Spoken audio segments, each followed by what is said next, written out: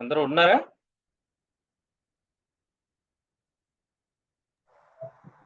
నా వాయిస్ వినిపిస్తుంది కదా? అందరికి వినిపిస్తుంది కదా నా వాయిస్?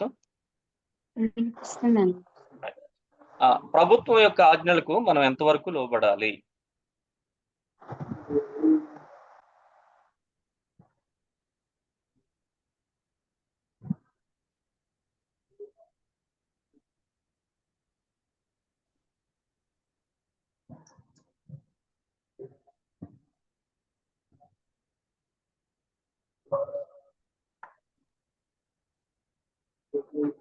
అధికారులకు పెద్దలకు దేవుడు లోబడమని చెప్పాడు కాబట్టి లోబడాలి. కానీ అది మన దేవుని విషయం వరకు లోబడాలి.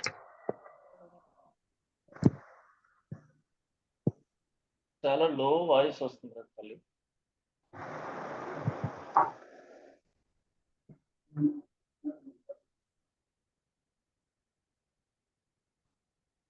మొదటి పేతురు పత్రిక 2వ అధ్యాయం 13, 14 వచనాలు మీరు ఒకసారి చదవండి.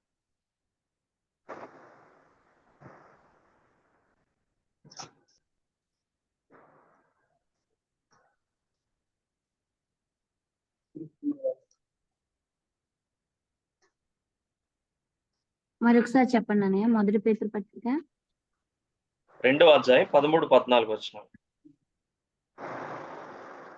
మనుష్యులు నియమించు ప్రతి కట్టడకును ప్రభువు నిమిత్తమై లోబడి ఉండుడి. రాజు అందరికీ అధిపతి అనియు, నాయకులకు దుర్మార్గులకు ప్రతిదండన చేయుటకు, సన్మార్గులకు మెప్పు కలుగుటకును రాజు వలన పంపబడిన వారనియు వారికి లోబడి ఉండుడి. ఇప్పుడు చెప్పండి, ఈ ప్రశ్నకి ఆన్సరు ఇప్పుడు చెప్పండి.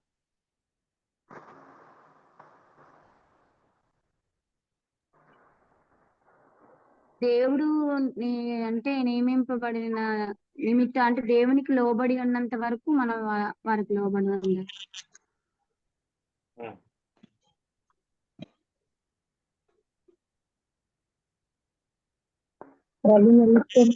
మరొక వచనం కూడా చూడండి, రోమపత్రిక 13వ అధ్యాయం 1-2 వచనాలు కూడా చదవండి. రోమపత్రిక 13, 1-2.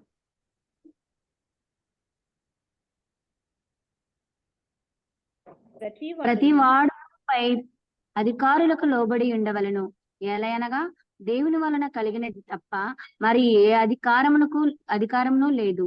ఉన్న అధికారములు దేవుని వలనే నియమింపబడి ఉన్నవి. కాబట్టి అధికారమును ఎదిరించువాడు దేవుని నియమమును ఎదిరించుచున్నాడు.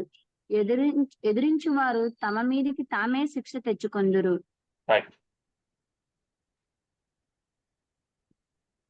ఈ 2 వచన భాగాలు మీరు చూశారు కనుక, పేతురు పత్రిక 2వ అధ్యాయం 13, 14, అలాగే రోమ పత్రిక 13వ అధ్యాయం 1-2 వచనాలు మీరు చదివారు కనుక, దీన్ని బ్యాలెన్స్ చేస్తూ మరి అధికారులకు మనం ఎంతవరకు లోబడాలి, ప్రభుత్వం యొక్క ఆజ్ఞలకు మనం ఎంతవరకు విధేయత చూపాలి అనే దాని విషయంలో ఇప్పుడు మీరు మాట్లాడండి.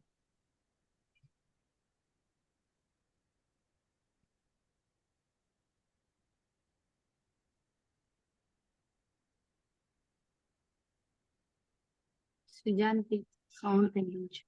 ప్రతి అధికారికి దేవుడికి అధికారం కాబట్టి పైన అధికారులకు మనము ఖచ్చితంగా లోపడాలి. Very good. అధికారిని ఎదిరించినామంటే అది దేవుడిని ఎదిరించినట్ల, మన మీద మనమే శిక్ష తెచ్చుకున్నట్ల కూడా అని చెప్పారు. అదే, అందుకోసమని ఎంతవరకు మనం లోబడాలి? వారు దేవునికి లోబడాలి.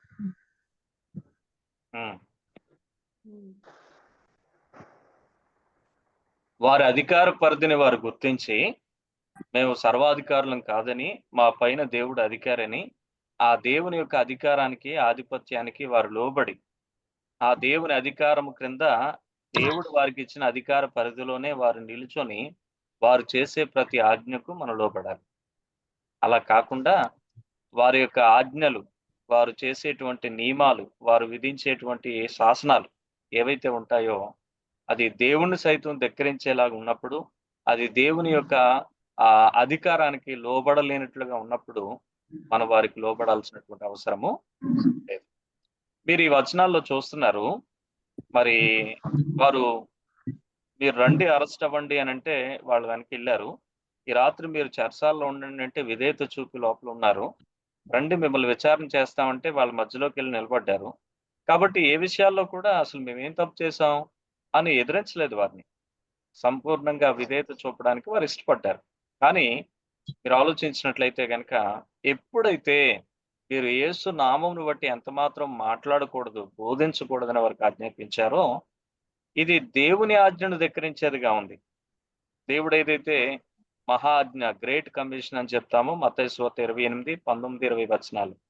ఆ గ్రేట్ కమిషన్ ని ధిక్కరించేటట్లుగా ఉంది. మహా ఆజ్ఞను ధిక్కరించేటట్లుగా ఉంది. కాబట్టి మరి వీరు చేసేటువంటి శాసనం ఏదైతే ఉంటుందో, వీరు ఇచ్చినటువంటి ఆజ్ఞ ఏదైతే ఉంటుందో, అది దేవుని ఆజ్ఞను ధిక్కరించేటట్లుగా ఉంది గనుక అందుకు పేతురు అప్పుడు మాట్లాడుతూ ఉంటాడు. యోహాను వాళ్ళిద్దరు కూడా వారిని చూసి దేవుని మాట వినుట కంటే మీ మాట వినుట దేవుని దృష్టికి న్యాయమా? మీరే చెప్పండి. దేవుని మాట వినడం కంటే కూడా మీ మాట వినడం దేవుని దృష్టికి న్యాయమా? మీరే చెప్పండి. అంటే వాళ్ళు చేసిన శాసనం లేదంటే వారు చెప్పిన ఆజ్ఞ దేవుని యొక్క ఆజ్ఞను ధిక్కరించేదిగా ఉంది. అందుకోసమని దేవుడు అలా చెప్పాడు బోధించమని, మీరేమో వద్దని చెప్తా ఉన్నారు. ఇప్పుడు ఎవరి మాట వినమంటారు? దేవుని మాట వినడం కంటే మీ మాట వినడం శ్రేష్టమా అని చెప్తా ఉన్నారు. ఒకసారి మీరు మత్తయి సువార్త 28వ అధ్యాయం 19, 20 వచనాలు చదవండి. మీకు కంఠస్థం ఉండాలి ఈ వచనాలు. కాబట్టి మీరు ఉమ్, సర్వలోకమునకు వెళ్ళి కాబట్టి మీరు సమస్త జనులను శిష్యులుగా చేయుడి, తండ్రి యొక్కయు కుమారుని యొక్కయు పరిశుద్ధాత్మ యొక్కయు నామములో వారికి బాప్తిసం ఇచ్చుచు, నేను మీకు ఏ సంగతులను ఆజ్ఞాపించుతున్నో వాటన్నింటినీ గైకొనవలెనని వారికి బోధించుడి. ఇదిగో నేను యుగ సమాప్తి వరకు సదాకాలం మీతో కూడా ఉన్నానని వారితో చెప్పాను. రైట్. కాబట్టి ఇప్పుడు ఆయన బోధించమని చెప్పి ఆజ్ఞ జారీ చేశాడు. దాని గ్రేట్ కమిషన్ అన్నారు, మహా ఆజ్ఞ, గొప్ప ఆజ్ఞ అన్నారు. అంటే ప్రతి ఒక్క వ్యక్తి దానికి లోబడాల్సిందే. కాబట్టి దేవుడు అంత మహా ఆజ్ఞ ఇస్తే దేవుని ఆజ్ఞను ధిక్కరించేటట్లుగా వీరు మరో ఆజ్ఞ జారీ చేశారు. ఏంటి అదనంటే గనక మీరు ఎంత మాత్రము యేసు నామమును బట్టి మాట్లాడకూడదు, బోధింపకూడదు అని చెప్తాం. ఆ కారణం చేత పేతురు యోహానుల వారిని అడిగినటువంటి ప్రశ్న ఏంటంటే, అసలు మేము మీ ఆజ్ఞకు లోబడాలా? దేవుడు మీరు ఆజ్ఞాపించకంటే ముందే మత్తయి సువార్త 28లో మరి మాకు ఆజ్ఞ ఇచ్చాడు. 19, 20 వచనాల్లో, 18, 19, 20 వచనాల్లో. కాబట్టి ఇప్పుడు మీ మాట వినాలా, ఆయన మాట వినాలా? ఎవరి మాట వినడం న్యాయమో మీరు చెప్పండి అని వాళ్ళ ముందు చెప్పి చివరికి వాళ్ళు అన్నారు, అసలు మేము కన్నవాటిని విన్నవాటిని చెప్పక ఉండలేమని ఉత్తరం ఇచ్చారు. ఇది చాలా అద్భుతమైనటువంటి మాట. దీన్ని అండర్లైన్ చేసుకోండి. మేము కన్న వాటిని విన్న వాటిని చెప్పక ఉండలేమని వారికి ఉత్తరం ఇచ్చారు. నిజంగా చాలా మంది అంటారు దేవుని ఆత్మ చేత నింపబడ్డం అని అంటే, దేవుని ఆత్మ చేత నడిపించబడ్డం అని అంటే చాలా మంది అనుకుంటున్నట్లుగా అద్భుతాలు చేయడమో, ప్రవచనాలు చెప్పడమో, లేకపోతే ఇంకేదో ఏదో ఏదో చేయడం కాదు. ఆయన గురించి చెప్పకుండా ఉండలేకపోవడం. అందుకనే వారు అంటున్నారు, మీరు మమ్మల్ని జైల్లో వేస్తారా? వేసేయండి. మీరు మమ్మల్ని శిక్షిస్తారా? శిక్షించండి. మీరు మమ్మల్ని చంపేస్తారా? చంపేయండి. మీరు మమ్మల్ని హింసిస్తారా? హింసించండి. మీరు మమ్మల్ని ఈ పట్టణంలో ఉండనివ్వరా? మరో పట్టణానికి పోతాం. అయినా కూడా మేము చెప్పకుండా ఉండలేం. ఇది దేవుని ఆత్మ చేత నింపబడినటువంటి వ్యక్తిలో కనబడేటువంటి ఒక అద్భుతమైనటువంటి గురుతనం. నీవు ఖచ్చితంగా దేవుని గురించి మాట్లాడకుండా ఉండలేవు. కాబట్టి నువ్వు అంతగా దేవుని ప్రేమించేటట్లుగా ఆ దేవుని ప్రేమ నీలోనికి వచ్చిన పరిశుద్ధాత్మ దేవుడు నీ గుండెల్లో నింపేస్తా ఉంటాడు. కాబట్టి నీ హృదయంలో దేవుని ప్రేమ చేత నువ్వు నింపబడతావు గనక అసలు ఆయన గురించి మాట్లాడకుండా ఉండలేవు. సహజంగా అటువంటి కండిషన్లో వాళ్ళు ఏమని ఆలోచించాలి చెప్పండి? ఏదో ఒక మాటకి అలాగేనండి అనేసి ముందు తప్పించుకోవడానికి చూడాలి. కానీ వాళ్ళు కరాఖండిగా చెప్తున్నారు, అసలు ఎవరి మాట వినడమో మీరే చెప్పండి, ఏది న్యాయమో మీరే చెప్పండి అని అడుగుతూ అంటారు. మేము చెప్పకుండా ఉండలేము. కాబట్టి ఈ విషయాన్ని మనం ఆలోచించవలసిన వారు. నేను కొన్ని పాయింట్స్ రాశాను. వారు దేవునికి లోబడినంత వరకు ఎవరు? అధికారులు. అధికారులు. వారు దేవునికి లోబడినంత వరకు మన వారికి లోబడాలి. షద్రక్, మేషక్, అబేద్నెగో, దానియేలు వీళ్ళంతా కూడా అన్య రాజు దేవునికి లోబడేంత వరకు వారు లోబడ్డారు. దేవుని పరిధిలోనికి, దేవుణ్ణి ఇబ్బంది పెట్టించేటువంటి కార్యాలలోనికి వారు ఇన్వాల్వ్ అవ్వలేనంత వరకు వారు లోబడ్డారు. ఒక ఆయన అంటాడు, వాళ్ళు తీసుకెళ్ళి వెంటనే పేర్లు మార్చేశారు. ఓన్లే మార్చుకుని మాకెందుకు అని వాళ్ళు ఊరుకున్నారు. ఆ తర్వాత వాళ్ళు తీసుకొని వెళ్ళి వాళ్ళకి ఆ సబ్జెక్ట్ మార్చేశారు. సబ్జెక్ట్ మార్చేస్తే ఓన్లే నో ప్రాబ్లం. ఏమైంది, మేము అక్కడ ధర్మశాస్త్రం చదివాం, ఇక్కడ జ్యోతిష శాస్త్రం చదువుతాం, ఏదో శాస్త్రం చదువుకుంటాం, ఏమైంది, నో ప్రాబ్లం. దాని గురించి వాళ్ళకి టెన్షన్ లేదు. సబ్జెక్ట్ మార్చినా కంగారు పడలేదు, పేరు మార్చినా కంగారు పడలేదు, కాలేజీ మార్చినా కంగారు పడలేదు, చివరికి భోజనం మెను మార్చారు. ఇవన్నీ బయటనుంటాయి, కానీ ఆహారం ఆ వ్యక్తి లోపలికి వెళుతుంది. ముఖ్యంగా ఆహార విషయంలో దేవుడు వరకు నియమాలు ఇచ్చాడు, ఇవి తినాలి, ఇవి తినకూడదు. అందుకే అక్కడికి వచ్చేసరికి దానియేలు, షద్రక్, మేషక్, అబేద్నెగో వీళ్ళు నిలబడిపోయారు. వాళ్ళు రాజుగారు తమ కొరకు నియమించిన అధికారితో మాట్లాడారు. అయ్యా, ఇంతవరకు మీరు చేసిన మార్పులన్నిటి విషయంలో మేము మీతో ఏకీభవిస్తాం, దాని విషయంలో మేమేం అభ్యంతరం చెప్పాం, కానీ ఈ ఒక్క విషయంలో మేము రిక్వెస్ట్ చేస్తున్నామని చెప్పేసి దానియేలు తన రిక్వెస్ట్ ని వారి ముందు పెట్టాడు. మొత్తానికి దేవుని యొక్క కృప మరి వారి పైన ఉంది కనుక అధికారి అంగీకరించాడు, మెను మార్పు చేశాడు. ఇక ఆలోచించినట్లయితే గనక షద్రక్, మేషక్, అబేద్నెగో వారి యొక్క రాజ్యంలో ఒక ఉన్నతమైన స్థానంలో ఉద్యోగం చేస్తా ఉన్నారు. రాజు చేసే ప్రతి శాసనానికి వారు విధేయత చూపించారు. కానీ ఏమైంది అనంటే, ఒకరోజు వచ్చేసరికి ఒక శాసనం చేశాడు. ఆ శాసనంలో వీళ్ళు బాల్యం నుంచి ఏదైతే నేర్చుకున్నారో, ఏ రూపము చేసుకోకూడదు, దాని ముందు సాగిలి పడకూడదని, అదే శాసనాన్ని ఇప్పుడు చేసి అందరూ సాగిలి పడండి అని ఆజ్ఞ జారీ చేశాడు. కాబట్టి మిగిలిన అనేక ఆజ్ఞల్లో వారు విధేయత చూపారు. మీరు ఇక్కడ ఉండండి అంటే అక్కడ ఉన్నారు, మీరు ఈ పని చేయండి అంటే ఆ పని చేశారు. కానీ ఇక్కడికి వచ్చేసరికి వారు ఏం చేశారు అని అంటే కనుక, ఇక్కడ మేము లోబడలేము అని చెప్పి వారు నిలబడ్డారు. కాబట్టి మనము వారు దేవుని యొక్క ఆజ్ఞలకు లోబడి ఉన్నంత వరకు, దేవుని యొక్క ఆజ్ఞల యొక్క పరిధి వారు దాటలేనంత వరకు, ఆ అధికార పరిధి కింద ఉండి దేవుడిచ్చిన అధికారాన్ని వారు కొనసాగించుకున్నంత వరకు వారు చేసిన ప్రతి చట్టానికి లోబడాలి, వారు చేసిన ప్రతి ఆజ్ఞకు మన విధేయత చూపాలి. కానీ ఎప్పుడైతే వారు దేవుణ్ణి ధిక్కరించేటట్లుగా వారు శాసనాలు చేస్తారో, అలాంటప్పుడు లోబడాల్సిన అవసరం లేదని ఎవరు నేర్పిస్తున్నారు అని అంటే కనుక, బైబిల్లో ఉన్న అనేక మంది భక్తులు, ఇక్కడ పేతురు, యోహానులు కావచ్చు, అలాగే మనకి షద్రక్, మేషక్, అబేద్నెగోలు కావచ్చు, వీళ్ళందరూ కూడా మనకు నేర్పిస్తా ఉన్నారు. అయితే అదంత ఈజీ థింగ్ కాదండి. మనం ఎప్పుడైతే లోబడము అని చెప్తామో అప్పుడు ఏమవుతుంది అని అంటే గనక, వారు మనల్ని ఇబ్బంది పెడతారు కూడా. దేవుని వాక్యానికి వ్యతిరేకమైన చట్టాలు వచ్చినప్పుడు మనం దేవునికే లోబడాలి. అంతవరకు రాజుకు లోబడ్డారు షద్రక్, మేషక్, అబేద్నెగో. కానీ ఎప్పుడైతే దేవుని వాక్యానికి అది వ్యతిరేకమైన చట్టం అని వారికి అర్థమైందో, అప్పుడు దేవునికి వారు లోబడుతూ వచ్చారు. సింపుల్ టిక్, ఏం లేదు. వారి పైనున్న అధికారి దేవుడని వారు గుర్తించి దేవునికి లోబడి వారు తమ అధికార పరిధిని కొనసాగించినంత వరకు అధికారులకు మనం లోబడతాం. ఎక్కడైతే వారు దైవాధికారాన్ని ధిక్కరించి బయటకు వచ్చి వారి అధికారాన్ని మనుషుల మీద రుద్దే ప్రయత్నం చేస్తారో, అప్పుడు మాత్రం మనం ఏం చేయాలంటే దేవునికే లోబడాలి. ఇది ఇక్కడ మనకు కనబడుతున్న విషయం. అలా ప్రభుత్వాన్ని వ్యతిరేకించడం వల్ల శ్రమలు వస్తాయి, అయినా అపోస్తుల వల్లే దేవుని కొరకు నిలబడాలి అనేటువంటి విషయం ఈ భాగం మనకు కరాఖండిగా నేర్పిస్తున్నటువంటి సత్యం. పిల్లరా, దేవుడు ఏది ఊరికే రాయించి పెట్టలేదు. మరి ఇటువంటి అనుభవాలు గుండా ఎన్నో దేశాల్లో ఉన్న క్రైస్తవులు వెళ్ళారు, క్రైస్తవ సంఘాలు వెళ్ళాయి.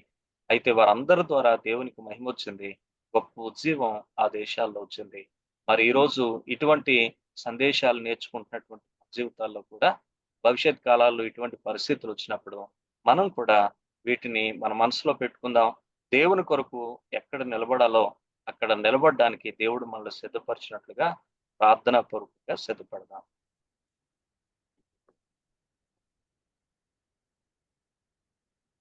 ప్రజలందరూ జరిగిన దాన్ని గూర్చి దేవుని మహిమపరుస్తూ ఉన్నారు. మొత్తానికి వారు బెదిరిపెట్టి విడుదల చేశారు. మరి సబ్బవారు ప్రజలకు భయపడ్డారు. వీరిని శిక్షించే విధానం ఏమి కనుగోలేకపోయారు. మరి గట్టిగా బెదిరించేసి విడుదల చేశారు. అయితే ఎవరి విషయంలో అయితే స్వస్థపరచుట అనే ఆ సూచక్రియ జరిగిందో ఆ వ్యక్తి 40 సంవత్సరాల కంటే పెద్దోడు. ఒకవేళ చిన్నపిల్లోడైతే మరి వాడికి ఏదో చాక్లెట్ ఇచ్చి మార్చేసేవారు. కాబట్టి వీడు పెద్దోడు గనుక ఇంకేమీ చేయలేకపోయారు. చివరికి గట్టిగా బెదిరించి వారిని విడిచిపెట్టారని మనం చూస్తాం. అయితే ఇక్కడ మనం ఆలోచించినట్లయితే భయం గురించి మాట్లాడినప్పుడు మనుషుల భయం వర్సెస్ దేవుని భయం. మీరు జాగ్రత్తగా ఆలోచించినట్లయితే ఇక్కడ సభవారు ప్రజలకు భయపడుతున్నారు అనే మాట మనం చూస్తా ఉన్నాం. సభవారు ప్రజలకు భయపడుతున్నారనే మాట మనం చూస్తాం. కానీ పేతురు యోహాన్లు ఎవరికి భయపడుతున్నారు? దేవునికి భయపడుతున్నారు. కాబట్టి సభలో ఉండే అధికారులందరూ కూడా ప్రజలకు భయపడుతున్నారు, మనుషులకు భయపడుతున్నారు. కానీ పేతురు యోహాన్లేమో దేవునికి భయపడుతున్నారు. మీరు జాగ్రత్తగా ఆలోచించి మనుషులకు భయపడేవారు ఎలా వ్యవహరిస్తారు, దేవునికి భయపడేవారు ఎలా వ్యవహరిస్తారు? మీరు కొంచెం ఆలోచించి 1-2 మాటలు చెప్పండి.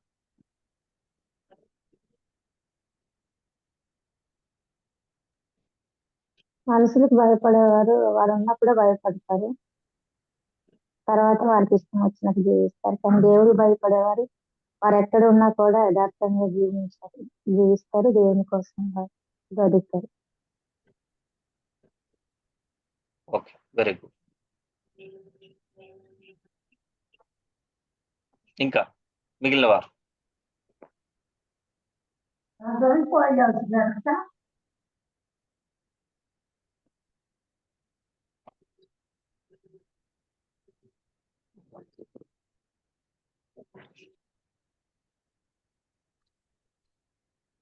ఉన్నారా? వంశీ గారు ఏం మాట్లాడట్లేదు?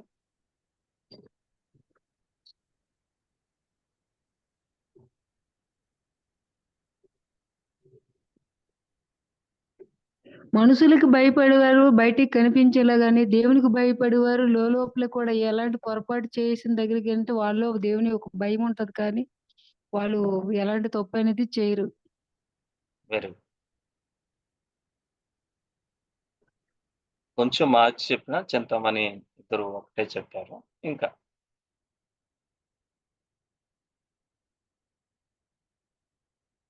సరే, సమయం అవుతుంది కనుక మనం ఎవరికి భయపడతామో వారి వైపే చూస్తాం. ఇది మొదటి విషయం. మీకు ఉదాహరణలు బోల్డన్ని చెప్పగలం, కాకపోతే సమయం దృష్ట్యా ఎక్కువ మాట్లాడట్లేదు విస్తరించి. సింపుల్ గా షార్ట్ కట్ లో చెప్పాలి అని అంటే యోసేపును జ్ఞాపకం చేసుకోండి. మనుషులకు భయపడేవారు చుట్టూ చూస్తారు. ఇక్కడ వీళ్ళు కూడా ఏం చేశారంటే చుట్టూ చూశారు. చుట్టూ చూస్తే వాళ్ళకి ఎవరు కనపడుతున్నారు? చాలా మంది ప్రజలు కనపడుతున్నారు. ప్రజలందరూ ఒకవైపు దేవుని మహిమపరుస్తూ ఉన్నారు. ఆ జరిగిన విషయం వాళ్ళ ముందు కనబడుతుంది కనుక, కాబట్టి ఈ ప్రజలందరిని చూసి భయపడి ఇప్పుడు వీళ్ళని ఏమైనా అంటే ఈ ప్రజల మనుషులు రాయి మన మీద వేసేస్తారు అని చెప్పేసి అని మనుషులకు భయపడతా ఉన్నారు. కాబట్టి మనం ఎవరికి భయపడతాం వారి వైపు చూస్తాము. ఇక్కడ సభలో ఉన్నవారు మనుషుల వైపు చూస్తే పేతురు యోహాన్లు ఎవరి వైపు చూశారు అని అంటే సభలో ఉన్న అధికారుల వైపు కాక, మనుషుల వైపు కాక, ఏమండి, దేవుని వైపు వారు చూశారు. ఈ విషయాన్ని మీరు జాగ్రత్తగా ఆలోచించవలసి.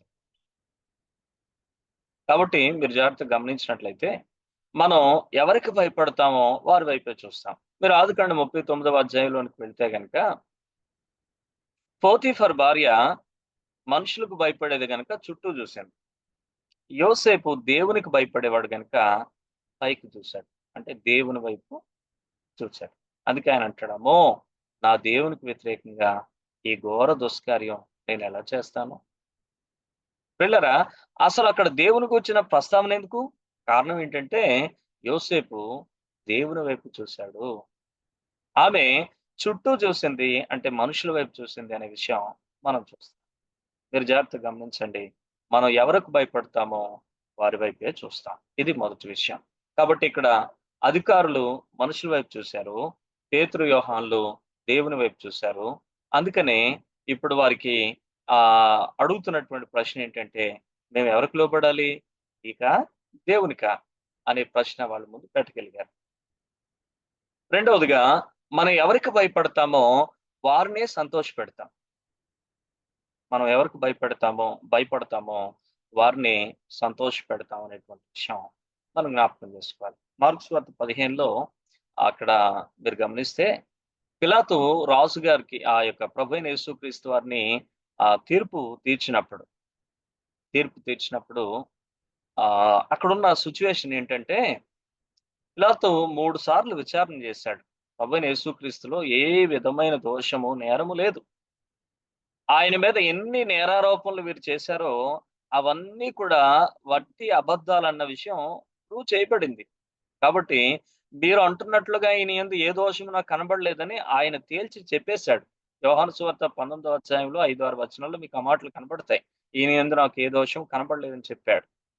అయితే అంత క్లారిటీగా ఈయనలో ఏ దోషం కనబడలేదని కరాఖండిగా తీర్పు విధించినటువంటి వ్యక్తి మాత్రం మనుషులందరూ కూడా ఏమన్నారనంటే, ఒకవేళ గనుక నీవు ఇతగాడిని విడుదల చేసావంటే కైసరకి స్నేహితుడు కావు అని అన్నారు.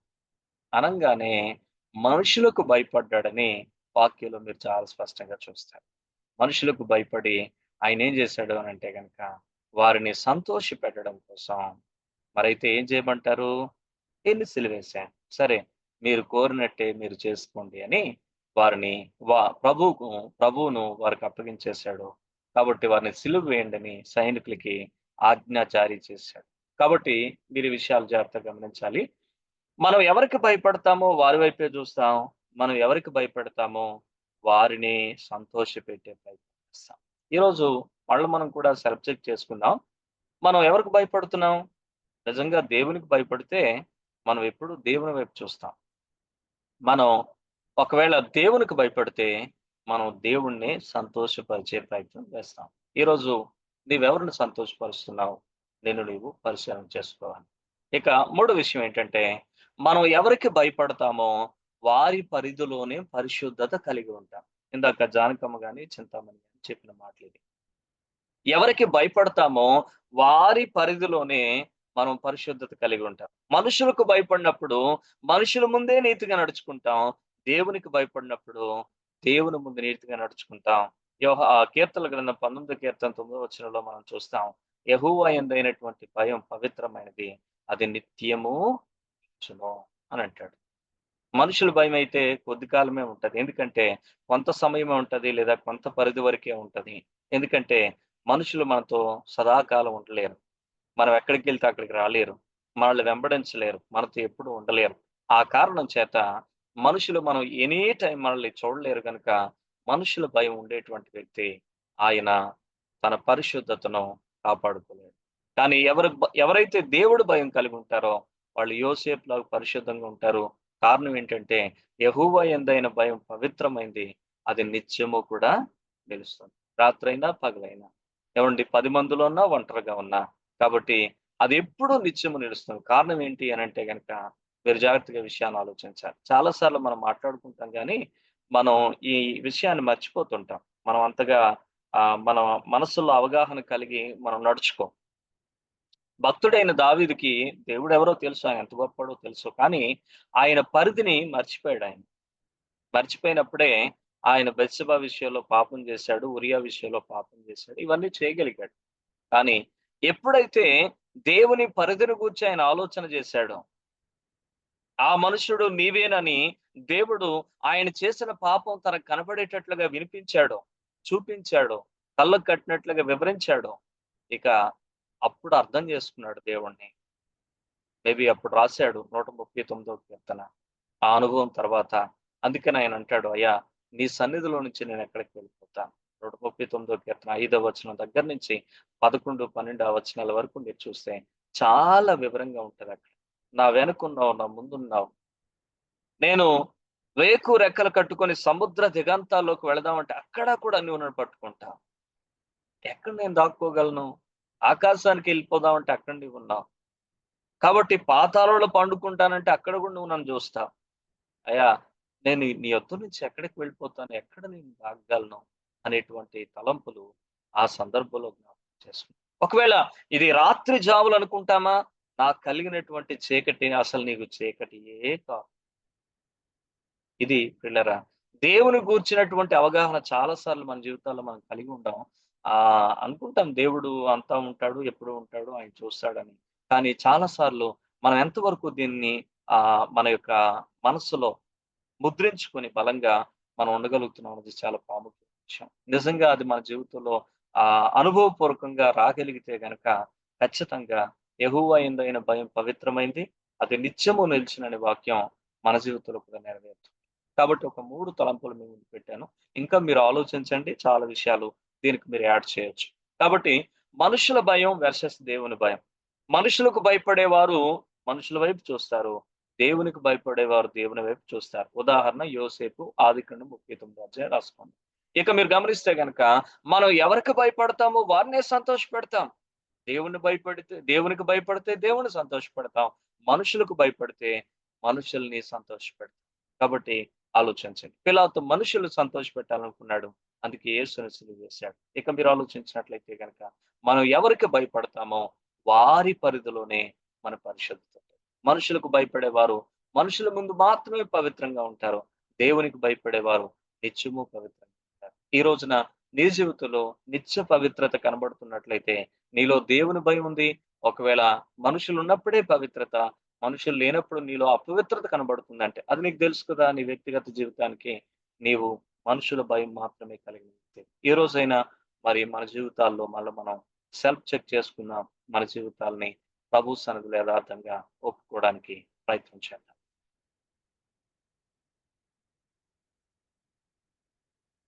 23 నుంచి 31 వచనాలు చదువుతారా? ఎవరైనా ఒకరు అన్మ్యూట్ చేసుకొని చదవండి. స్క్రీన్ మీద మీకు కనబడుతుంది, లేదా మీ బైబిల్లోంచి చదవండి.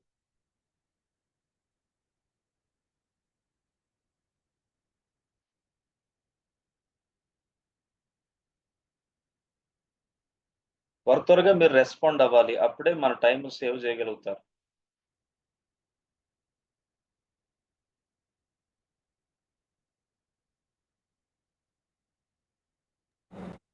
వారు విడుదల నుండి తమ స్వజనుల యొద్దకు వచ్చి ప్రధాన యాజకులను పెద్దలను తమతో చెప్పిన మాటలన్నిటినీ వారికి తెలిపిరి. వారు విని ఏక మనస్సుతో దేవునికి ఇట్లు బిగ్గరగా మొరపెట్టిరి. నాదా, నీవు ఆకాశమును భూమిని సముద్రమును వాటిలోని సమస్తమును కలుగజేసిన వాడవు. అన్యజనులు ఎలా అల్లరి చేసిరి, ప్రజలెందుకు వ్యర్థమైన ఆలోచనలు పెట్టుకొనిరి. ప్రభు మీదను ఆయన క్రీస్తు మీదను భూరాజులు లేచిరి, అధికారులను ఏకముగా కూడుకొనిరి అని నీవు పరిశుద్ధాత్మ ద్వారా మా తండ్రియు నీ సేవకుడైన దావీదు నోట పలికించితివి. ఏమి జరగవలెనని నీ హస్తమును నీ సంకల్పమును ముందు నిర్ణయించెనో వాటన్నిటినీ చేయుటకై నీవు అభిషేకించిన నీ పరిశుద్ధ సేవకుడైన యేసునకు విరోధముగా హేరోదును, పొంతి పిలాతును, అన్ని జనులతోనూ ఇశ్రాయేలు ప్రజలతోనూ ఈ పట్టణమందు నిజముగా కూడుకొనిరి. ప్రభువా, ఈ సమయమునందు వారి బెదిరింపును చూచి రోగులను స్వస్థపరచుటకును నీ పరిశుద్ధ సేవకుడైన యేసునామము ద్వారా సూచక క్రియలను మహత్కార్యములను చేయుటకును నీ చేయి చాచి ఉండగా నీ దాసులు బహుధైర్యముగా నీ వాక్యమును బోధించినట్లు అనుగ్రహించుము. వారు ప్రార్థన చేయగానే వారు కూడి ఉన్న చోటు కంపించెను. అప్పుడు వారందరూ పరిశుద్ధాత్మతో నిండిన వారే దేవుని వాక్యమును ధైర్యముగా బోధించిరి. థ్యాంక్ యూ తల్లి.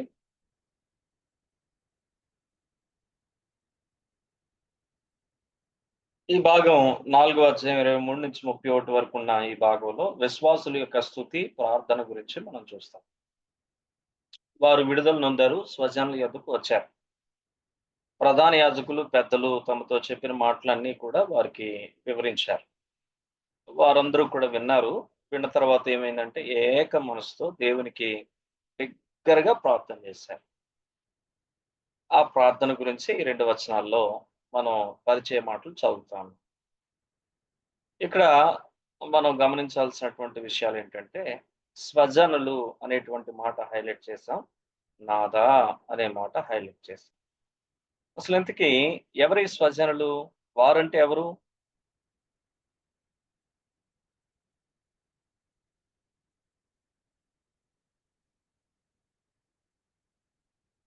సొంత అన్నయ్య వారు. మీ వాయిస్ కట్ అవుతుంది అన్నయ్య. స్వజనులు అంటే సొంత వారు. ఓకే. నా వాయిస్ మీకు ఒక్కరికే కట్ అయితే అది మీ సిగ్నల్ ప్రాబ్లం. అందరికీ కట్ అయితే అది నా సిగ్నల్ ప్రాబ్లం.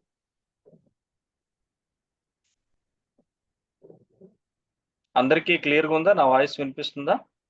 వినిపిస్తుందండి. రైట్. వారు విడుదల నొంది అనే మాట మనం చూస్తున్నాం. వారు అంటే ఎవరు ఇక్కడ? పేతురు యోహాను. పేతురు యోహాను. వారు విడుదల నొందిన తర్వాత ఎక్కడికొచ్చారు? తమ స్వజనుల యొద్దకు వచ్చారు. స్వజనులు అంటే ఎవరు? సొంత ప్రజలే వాళ్ళ స్వజనులు సొంత అంటే. వారు. వాళ్ళ ఎవరా సొంత సొంత వారు. వారు? ఎవరా సొంత వారు? స్వజనులు. ఆ గ్రామస్తులు కావచ్చు, లేకపోతే వాళ్ళ ఫ్యామిలీలోనే కావచ్చు, ఆ దేశంలోనే కావచ్చు, ఆ ప్రాంతంలో ఉన్న ప్రజలని కావచ్చు. ఇంకా వాళ్ళంటే రక్తసంబంధులు కూడా కావచ్చు. వాళ్ళు స్వజనులు అంటే సొంత వారు. ఇదంతా మనకి పేతురు యోహానుల యొక్క స్వజనులు ఎవరు? యేసుని నమ్మిన వారు, ఆయన సూచక క్రియలను యేసుని నమ్మిన వారు స్వజనులు. 24వ వచనం. అందుకే 2 వచనాలు మీ ముందు పెట్టాం. ఎప్పుడైనా ప్రశ్న వచ్చినప్పుడు వాక్యంలో నుంచి మీరు చదివి చెప్పాలి. మన సొంత ఆలోచనలతో కాదు.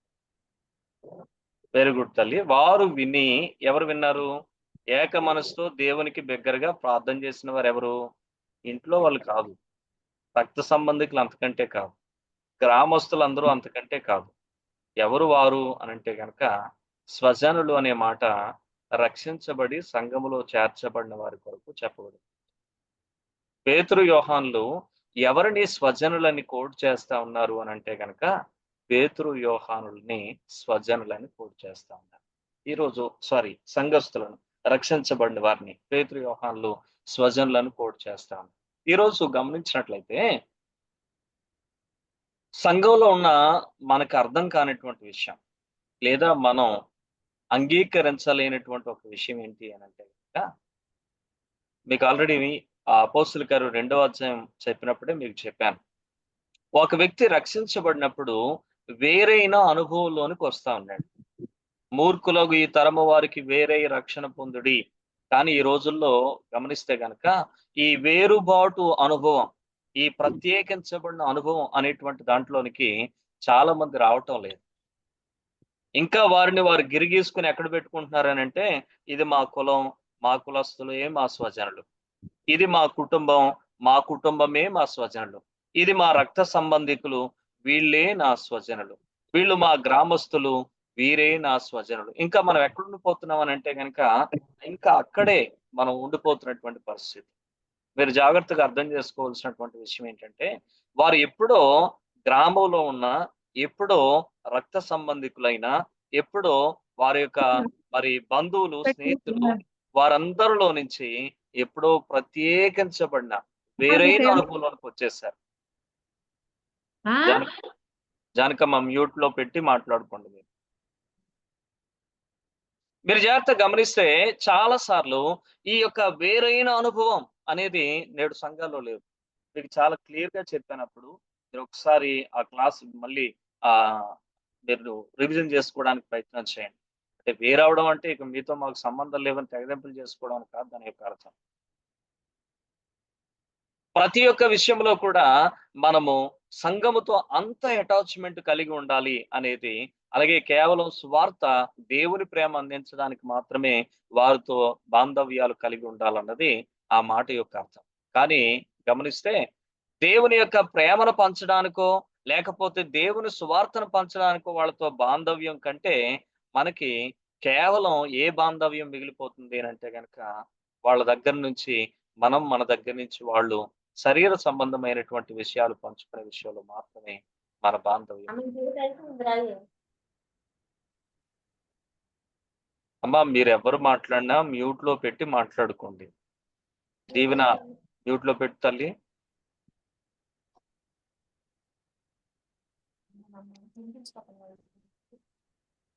నన్ను ఏదైనా ప్రశ్న అడగాలన్నప్పుడు మీరు ఆన్ చేయాలి, ప్రశ్న అడగాలి, మళ్ళీ మ్యూట్లో పెట్టేసుకోవాలి. మైక్ సింబల్ ఉంటుంది, దాని మీద నొక్కండి, మ్యూట్లోకి వెళ్తుంది. Thank you.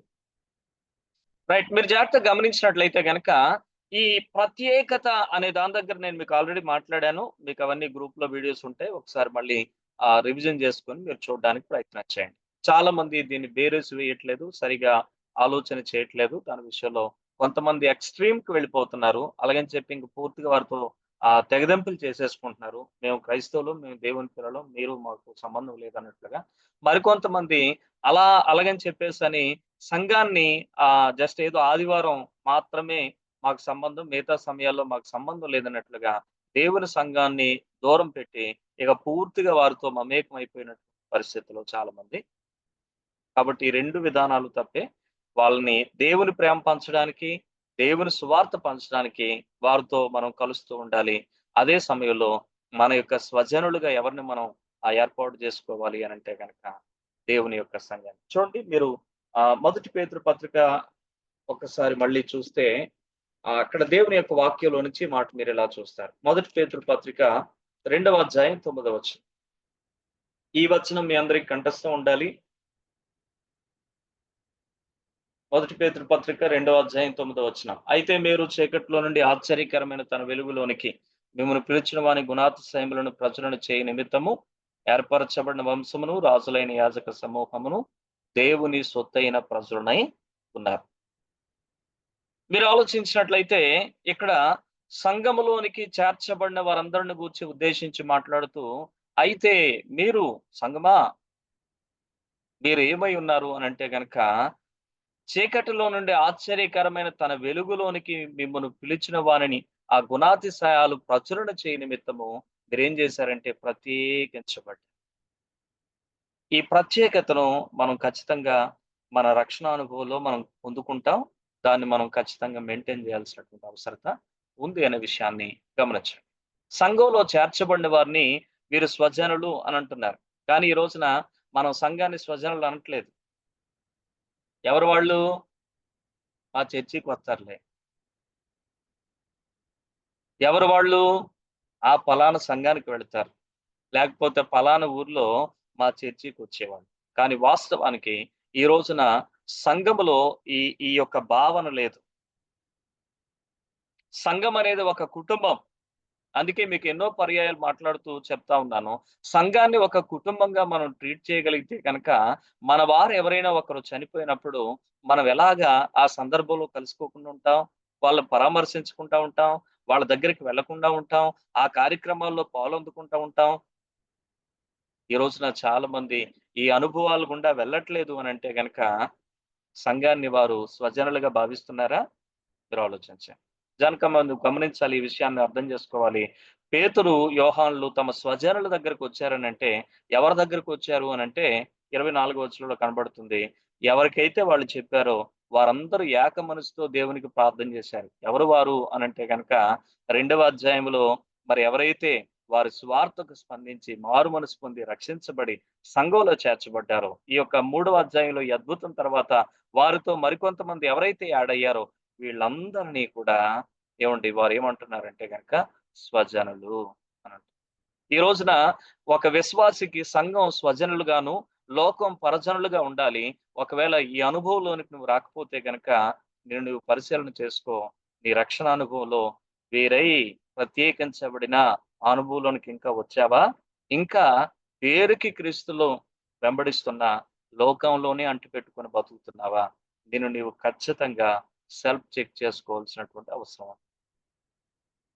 ఈ విషయంలో మీరు ఎవరైనా మాట్లాడతారా? మీకు ఏమైనా ప్రశ్నలు ఉన్నాయా?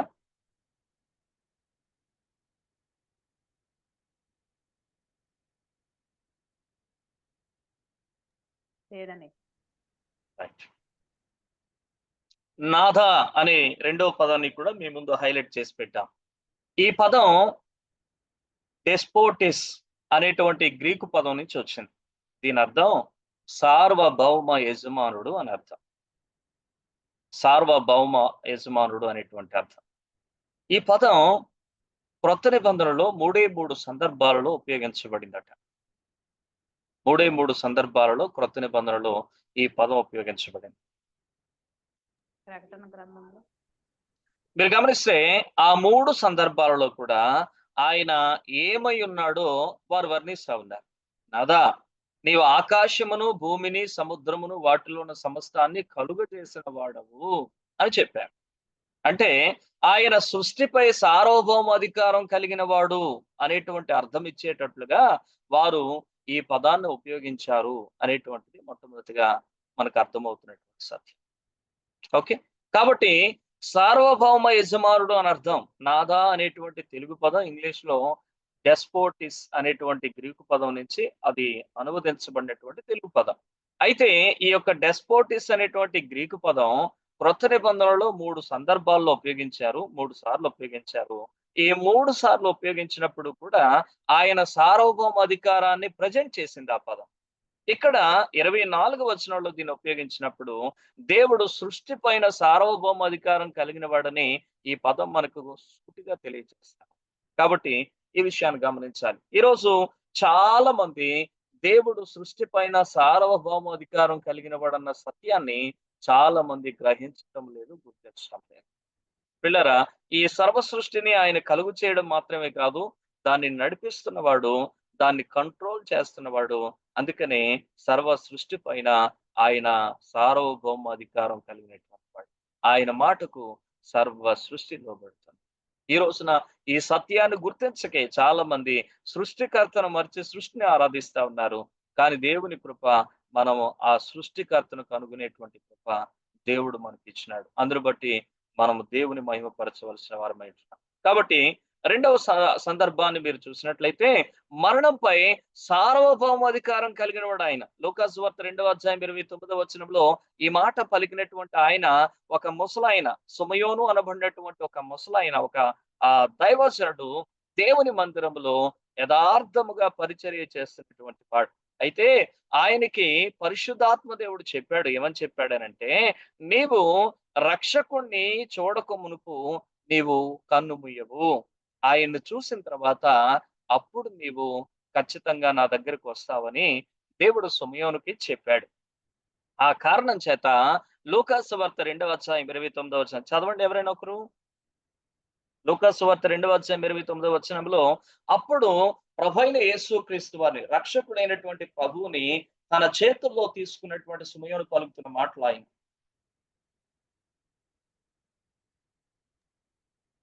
నాదా, ఇప్పుడు నీ మాట చెప్పిన సమాధానముతో నీ దాసుని పోనిస్తున్నావు. కాబట్టి గమనించండి, మీరు జాగ్రత్తగా ఆలోచించినట్లయితే గనక ఆయన ఏమంటున్నాడు అనంటే, మళ్ళీ నాదా అనే పదం అక్కడ కూడా ఉపయోగించబడింది.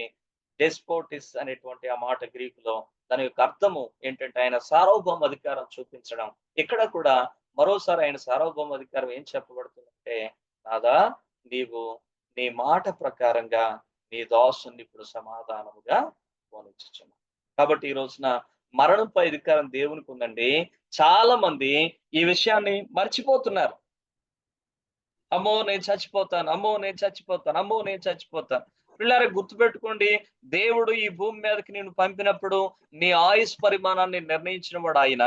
ఎంతకాలం ఈ భూమి మీద నువ్వు కొనసాగాలో, నువ్వు బ్రతకాలో, నువ్వెంతకాలం ఈ భూమి మీద జీవించాలో అంతకాలాన్ని దేవుడు నీకు నియమించాడు.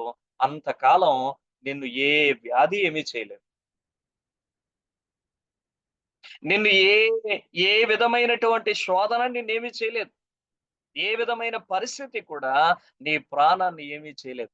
మీరు గమనించాలి, దేవుడు మరణం పైన అధికారం కలిగినటువంటి వాడు. ఆయన నరులారా తిరిగి రండి అని పిలుస్తాడట. ఆయన రమ్మని పిలిచేంత వరకు కూడా నిన్ను ఏది ఏమీ చేయలేదు. ఈ రోజున చాలా మంది, అమ్మో నాకు గుండె సమస్య వచ్చింది, ఇక నా పని అయిపోయింది. అమ్మో నాకు కిడ్నీ సమస్య వచ్చింది, నా పని అయిపోయింది. అమ్మో నాకు లివర్ సమస్య వచ్చింది, నా పని అయిపోయింది. గుర్తుపెట్టుకోండి, మీరు అర్థం చేసుకోవాల్సిన విషయం. మనందరికి తెలుసు, అరిపురం నుంచి లక్ష్మమ్మ అని చెప్పేసి ఒక ఆమె మందిరానికి వస్తా ఉంది. డాక్టర్ గారు ఎప్పుడో చెప్పారమ్మా, ఈమె చచ్చిపోద్ది, ఇంటికి తీసుకెళ్ళిపోండి, ఇక వారమో 10 రోజుల్లో ఎప్పుడో చచ్చిపోద్దామని చెప్పేసి. తలకేదో బాగాలేకుండా ఉండే కదండి. అందరం ప్రార్థన చేశాం. కానీ దేవుని కృపను బట్టి మీరు ఆలోచించినట్లయితే గనక ఇప్పుడు 10 రోజులు ఎక్కడ, అలాంటి 10 రోజులు నిండిపోయినాయో. దేవుని కృప చేత ఆమె ఇప్పటికీ దేవుని సన్నిధికి వస్తుంది. బాప్తిసం తీసుకుంది. ఆమెను అడిగాను క్లియర్ గా, అమ్మా నీవు ఎందుకు నమ్ముకోవాలనుకుంటున్నావు? ఎందుకోసం బాప్తిసం తీసుకోవాలనుకుంటున్నావు? యేసుక్రీస్తు నిజమైన దేవుడు అని నమ్ముచున్నావా అని చెప్పేసి అడిగినప్పుడు, నమ్ముతున్నాను బాబు, నమ్ముతున్నాను. ఈ లోకాన్ని విడిచిపెడితే పరలోకం వెళ్ళాలని ఆశపడుతున్నాను. అందుకోసమే నాకు బాప్తిసం కావాలని అడిగింది. ఆమె చెప్పినటువంటి సాక్ష్యాన్ని బట్టి తనకు బాప్తిసం ఇచ్చాం. 10 రోజులు అన్నారు.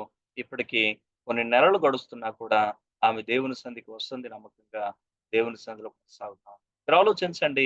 ఈ విషయాన్ని మీరు అర్థం చేసుకోవాల్సిన విషయం ఏంటంటే గనక, చాలా సార్లు మన జీవితంలో దేవుడు మరణంపై సార్వభౌమాధికారం కలిగిన వాడన్న సంగతి మర్చిపోయి, అమ్మో చచ్చిపోతాం, అమ్మో చచ్చిపోతాం, చిన్న కష్టం వస్తే చాలు, చిన్న బలహీనత వస్తే చాలు, చిన్న రోగం వస్తే చాలు జ్ఞాపకం చేస్తుంది. దయచేసి గమనించండి. దేవుడు నిన్ను రమ్మని పిలిచేంత వరకు కూడా ఏ వ్యాధి నిన్నేమి చేయలేదు. ఏ వ్యాధి నిన్నేమి చేయలేదు. ఏ మనుషుడు నిన్నేమి చేయలేడు. చాలా మంది మనుషులకు భయపడిపోతా ఉంటారు. చాలా మంది మరో దానికి భయపడిపోతూ ఉంటారు. దయచేసి జ్ఞాపకం చేసుకోండి. ఈ రోజు మనం అర్థం చేసుకోవాల్సిన విషయం ఏమండి, షద్రకు, మెషకు, అబేద్నెగోల ముందు వాళ్ళ మరణం వారి కళ్ళ ముందు కనబడుతున్నప్పుడు వారు పలికిన మాట ఒకటి, మా దేవుడు మమ్మల్ని రక్షించడానికి సమర్థుడు.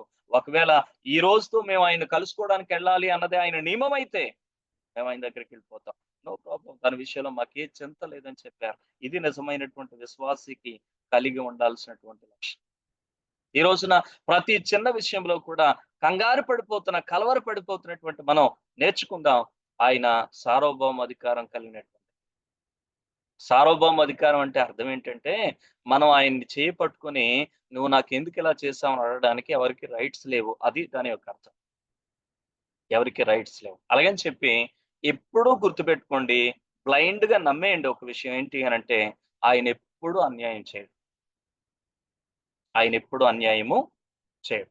చాలా సార్లు మనుషులైనా అయ్యా తెలియక చేశానని అంటారేమో కానీ ఆయన మనిషి కాదు తెలియక చేశాను అని చెప్పడానికి. కాబట్టి దయచేసి అర్థం చేసుకోండి. నీకు అర్థమైనా అర్థం కాకపోయినా నువ్వు నమ్మాల్సినటువంటి సత్యం ఏంటంటే, దేవుడు ఎప్పుడు అన్యాయం చేయడు. దేవుడు ఎప్పుడు కూడా అన్యాయం చేయడు. అందుకనే ఆ దేవుడు ఎప్పుడు అన్యాయం చేయడు అనేటువంటి విషయాన్ని మీరు ఖచ్చితంగా నమ్మండి. నీకు అర్థమైనా అర్థం కాకపోయినా, ఇప్పుడు నీకు అర్థం కాకపోవచ్చు, ఒక రోజు నీకు అర్థం అవుతుంది. ఆ రోజు నీవు ప్రశ్నల్లో నుంచి బయటకు వచ్చి ఆరాధించడం మొదలు పెడతావు. సందేహాలన్నీ పక్కన పెట్టి సాగిలి పడడం మొదలు పెడతావు. ఆ రోజు నీ జీవితంలో నీవే దేవుణ్ణి కనపరిచేటువంటి పరిస్థితి వస్తుంది. అంతవరకు నీకు అర్థం కాలేదా? కంగారు పడుకు, నమ్ము, ఎదురు చూడు, ముందుకు వెళ్తా ఉండు. దేవుడు ఏదో ఒక రోజు నీకు అర్థమయ్యేటట్లుగా చేస్తాడు. గుర్తుపెట్టుకో, దేవుడు ఎప్పుడు అన్యాయం చేయడానికి ఆయన ఎప్పుడు కూడా అది చేయలేడు. అందుకనే దేవుడు అన్యాయస్తుడా అలా అనరాదని దేవుని వాక్యంలో నిస్సందేహంగా కోడ్ చేయబడింది. కాబట్టి ఈ విషయాన్ని మనం జ్ఞాపకం చేసుకుందాం, గమనిద్దాం. ఈ విషయాలు మీరు ఆలోచించండి. సృష్టి పైన సార్వభౌమ అధికారం కలిగిన వాడు, మరణం పైన సార్వభౌమ అధికారము కలిగినటువంటి వాడు. కాబట్టి ఆయన ఆజ్ఞ లేకుండా ఏ మనిషి ఈ భూమిని విడిచి వెళ్ళడానికి లేదు. కాబట్టి ఈ విషయాన్ని మీరు గుర్తుపెట్టుకోండి. ఆయన సార్వభౌమ అధికారం కలిగిన దేవుడు. అట్టి దేవుడు మన దేవుడై ఉన్నాడు. అందుకే మన పరిధి ఎంతవరకు ఈ భూమి మీద ఉందో అంతవరకు మనం జీవించాలి. అంతవరకు మన డ్యూటీ ఏంటి? ఆయన మహిమ కోసం మనం బతకాలి. మనం చేయగలిగింది మనం ఆయన కోసం చేయాలి. అలాగ మనం ఎప్పుడైతే మనం చేయగలుగుతామో మనం ఖచ్చితంగా ఒకరోజు ఈ లోకాన్ని విడిచిన తర్వాత ఆయన రాజ్యంలో ఒక ఉన్నతమైనటువంటి దీవెనతో ఆయన ముందు నిరంతరము కూడా జీవించగలుగుతాం. గుర్తుపెట్టుకోండి, ఇంకా రక్షించబడి కూడా చాలా మంది ఈ జీవితానికి సంబంధించిన విషయాల్లోనే చాలా మంది తలమునకలైపోతా ఉన్నారు. దయచేసి ఇది కాదు. ఇది కేవలం శాశ్వత జీవితానికి ఇది కేవలం కొంచెం మనకి సిద్ధపాటుకి దేవుడిచ్చినటువంటి సమయం మాత్రమే. ఈ విషయాన్ని మీరు అర్థం చేసుకోవాలని మీకు మనం చేస్తాం. మూడవదిగా ప్రకటన గ్రంథం 6వ అధ్యాయం 10వ వచనం. ఇందాక విషయాల జ్ఞాపకం చేసిన సందర్భం. తీర్పు తీర్చుటలో సార్వభౌమ అధికారం కలిగిన వాడు దేవుడు. ఈ 3 సందర్భాల్లోనే కొత్త నిబంధనలో నాదా అనే పదం మీకు కనిపిస్తుంది. నాదా అనేటువంటి పదం వెనక ఉండేటువంటి నిజమైనటువంటి అర్థం. ఈ రోజున చాలా మంది లోకస్తులు ఈ మాట యొక్క అర్థం తెలియక దాన్ని రకరకాలుగా ఉపయోగిస్తూ ఉంటారు. తెలుగులో ఉపయోగించబడిన నాదా అనే పదం యొక్క అర్థం ఇంగ్లీష్ లో గ్రీకు పదంలో డెస్పోటిస్ అనేటువంటి మాట ఉపయోగించబడితే దాని యొక్క అర్థం ఇది, సార్వభౌమ యజమానుడు. దేనిపైన? సృష్టి పైన, దేనిపైన? మరణం పైన, దేనిపైన? తీర్పు తీర్చేటువంటి విషయం. కాబట్టి ఆ ప్రకటన గ్రంథం 6వ అధ్యాయం 10వ వచనంలో కొంతమంది దేవునికి మొరపెడతా ఉన్నారు. చదవండి ఒకసారి ఆ వచనం. ప్రకటన గ్రంథం 6వ అధ్యాయం 10వ వచనం. వారు ఉమ్, నాదా నాదా సత్యస్వరూపి ఉమ్, సత్యస్వరూపి పరిశుద్ధుడా, ఎందాక తీర్పు తీర్చుకయో మా రక్తము నిమిత్తము భూమి నివాసులకు ప్రతిదండన చేయుకు యుందువని బిగ్గరగా కేకలు వేసిరి. మీరు జాగ్రత్తగా గమనిస్తే గనక వీళ్ళు హతసాక్షులైన వారి యొక్క ఆత్మలు బలిపీఠం క్రింద నుంచి దేవునికి మొరపెడతా ఉన్నాయి. ఎంతకాలం మా నిమిత్తం నువ్వు ప్రతిదండం చేయకుండా ఉంటావు అని చెప్పేసి అని వారు బిగ్గరగా కేకలు పెడతా ఉన్నారని మనం చూస్తాం. కాబట్టి తీర్పు తీర్చట్లో, ప్రతిదండన చేయటలో సార్వభౌమాధికారం కలిగినట్టు. కాబట్టి ఈ రోజున నీ ముందున్న పరిస్థితిని చూసి కంగారు పడద్దు. చాలా సార్లు మనం కంగారు పడిపోతుంటాం, కలవర పడిపోతుంటాం. కాబట్టి ఒకటి గుర్తుపెట్టుకో, ఏంటి అని అంటే, తీర్పు తీర్చడంలో సార్వభౌమాధికారం కలిగిన వాడు. ఆయన చూస్తాడు ఒకేసారి ఆయన తన తీర్పును విధిస్తాడు. ఆ సమయంలో ఎవ్వరూ కూడా దాని నుంచి తప్పించుకోరు. కాబట్టి ఆయన తీర్పు తీర్చట్లో కూడా సార్వభౌమాధికారం కలిగిన వాడే కనుక ఆయనకు చోటివ్వాలి. మనం కంగారు పడాల్సిన అవసరం లేదు. కాబట్టి ఈ 3 విషయాల్లో డెస్పోటిస్ అనేటువంటి గ్రీకు పదం, నాదా అనే తెలుగు పదం ఉపయోగించబడింది. దాని యొక్క అర్థాలు. ఓకే, మీకు ఏమైనా దీనికి సంబంధించి ప్రశ్నలు ఉంటే నన్ను అడగచ్చు.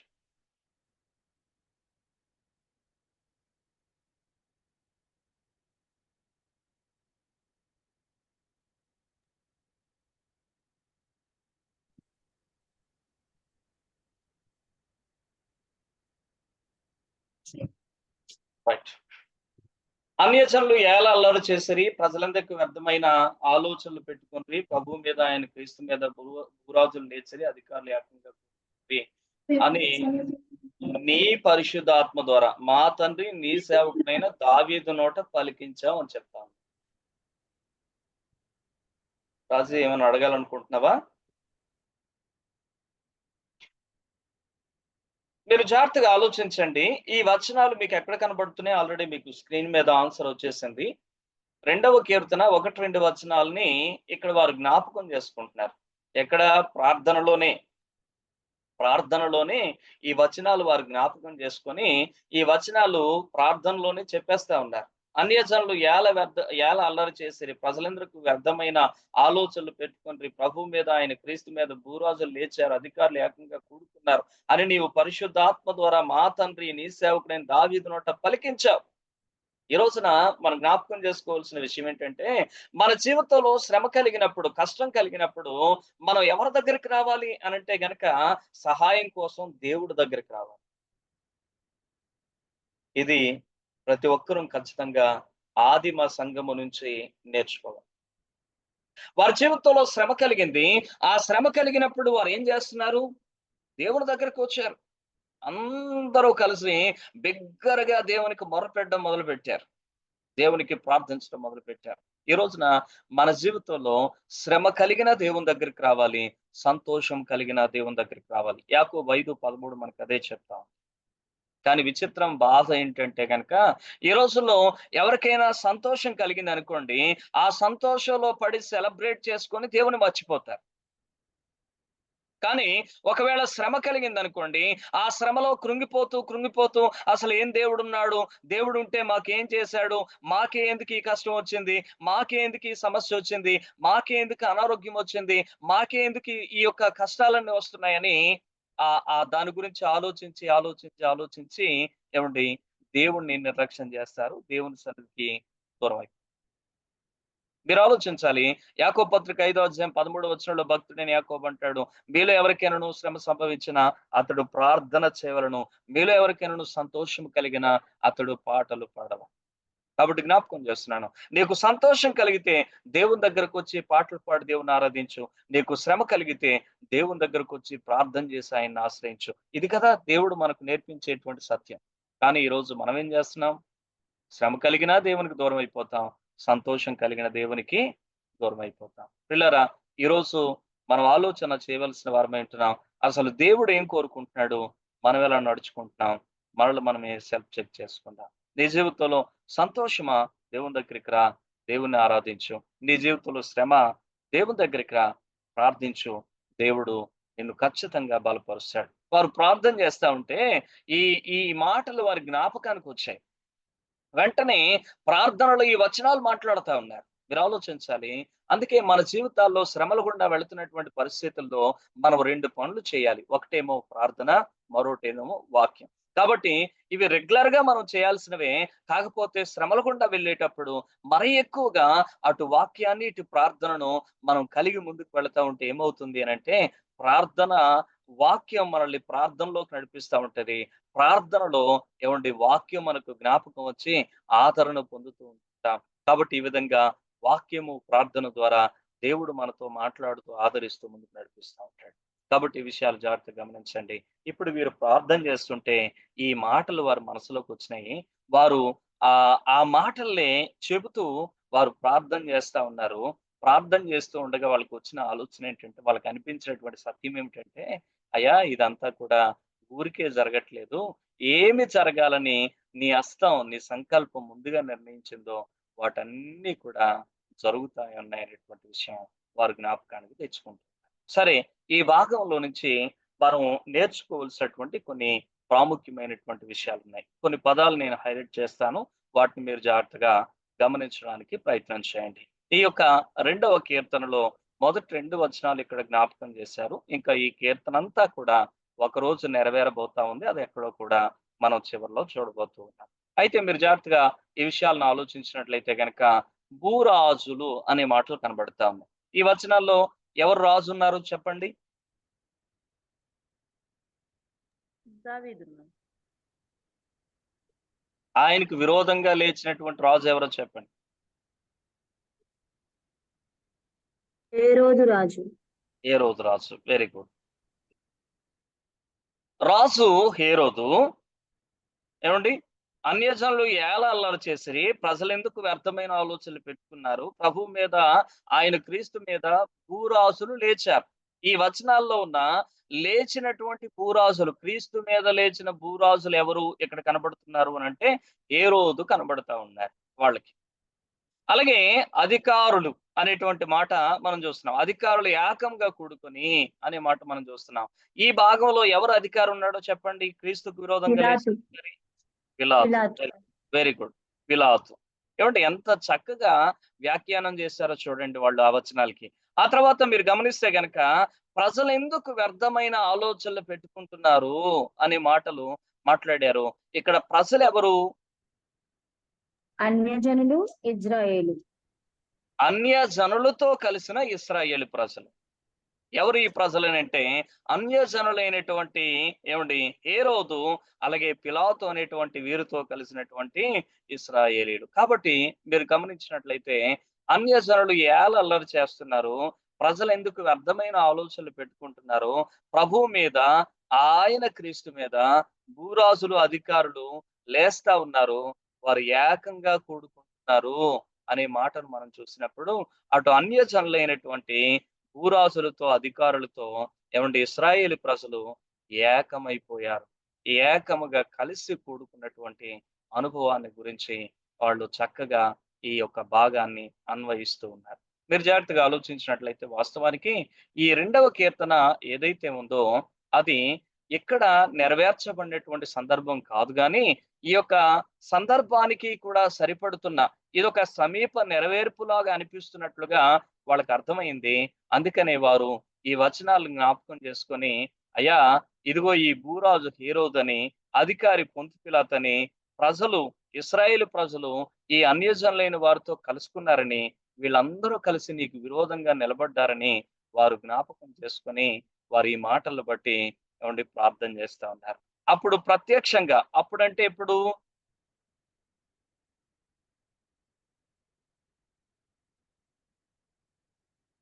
ప్రత్యక్షంగా యేసు ప్రభు వారికి విరోధంగా, అప్పుడు ప్రత్యక్షంగా అంటే యేసు క్రీస్తు ప్రభు వారు సిలువ వేయబడుతున్న సందర్భంలో ఇశ్రాయేలులందరూ కూడా ప్రత్యక్షంగా యేసు క్రీస్తు ప్రభు వారికి విరోధంగా లేచారు. అదే ఇప్పుడైతే యోహాను, పేతురు చెరసాల్లో ఉంటున్నప్పుడు, లేదా అధికారుల మధ్య ఆ యొక్క ప్రధాన యాజకుల మధ్య, అధికారుల మధ్య నిలవబెట్టి తీర్పు విధిస్తున్నటువంటి ఈ సందర్భంలో వీళ్ళు మళ్ళీ ఏం చేస్తున్నారు అని అంటే పరోక్షంగా యేసుకు విరోధంగానే కూడుకుంటున్నారు. అది వారు గుర్తించినటువంటి సత్యం. అది వారు గుర్తించినటువంటి సత్యం. ఇక్కడ మీ ప్రోత్సాహం కోసం ఒక మాట చెప్తున్నాను, జాగ్రత్తగా గమనించండి. ఈ రోజుల్లో మనం ఆలోచించాల్సిన విషయం ఏంటంటే, దేవుని పిల్లలంగా మనం గ్రహించవలసినటువంటి సత్యం ఏమిటంటే, అయ్యా ఇదిగో ఈ యొక్క అధికారులందరూ మాకు విరోధంగా లేచారని వీళ్ళు మాట్లాడట్లేదు. ఎవరికి విరోధంగా లేచారని మాట్లాడుతూ ఉన్నారు? ఎవరికి విరోధంగా లేచారని మాట్లాడుతున్నారు? యేసుకు విరోధంగా లేచారు. ఆ రోజు ప్రత్యక్షంగా లేచారు, ఈ రోజు పరోక్షంగా లేచారు. గుర్తుపెట్టుకోండి, నువ్వు సంఘములో ఒక సభ్యునిగా, సభ్యురాలిగా ఉన్నావు అని అంటే అర్థం ఏమిటంటే, క్రీస్తు శరీరంలో ఒక అవయవముగా ఉన్నావు అని అర్థం. నీకు నొప్పి కలిగితే నీకంటే ముందు ఎవరికి నొప్పి కలుగుతుందంటే దేవునికి నొప్పి కలుగుతుంది. నువ్వు ఒకవేళ బాధను అనుభవిస్తున్నావంటే నీకంటే ముందు ఆయన బాధపడుతున్నాడు అన్న విషయం అర్థం చేసుకోవాలి. మీకు ఈ విషయాలన్నీ 9వ అధ్యాయం దగ్గరకు వచ్చినప్పుడు మరింత క్లారిటీగా అర్థం అవుతాయి. సౌలా సౌలా నీవేళ నన్ను హింసించుతున్నావు. 8వ అధ్యాయం చదువుతున్నట్లయితే ఆ రోజుల్లో సంఘానికి భయంకరమైనటువంటి హింస కలిగిందని మనం చూస్తాం. కానీ 9వ అధ్యాయంలో ప్రభు అంటాడు, నీవేళ నన్ను హింసించుచున్నావు. సంఘమునికి హింస కలిగింది 8వ అధ్యాయం 4వ వచనం. కానీ ఇక్కడ మీరు చూసినట్లయితే కనుక నీవేళ నన్ను హింసించుచున్నావు.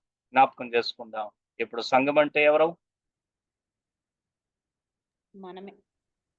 సంఘం అంటే ఎవరు? 8వ అధ్యాయం 4వ వచనం 9వ అధ్యాయంతో మీరు పోల్చి మాట్లాడుకుంటే కనుక సంఘం అంటే ఎవరు?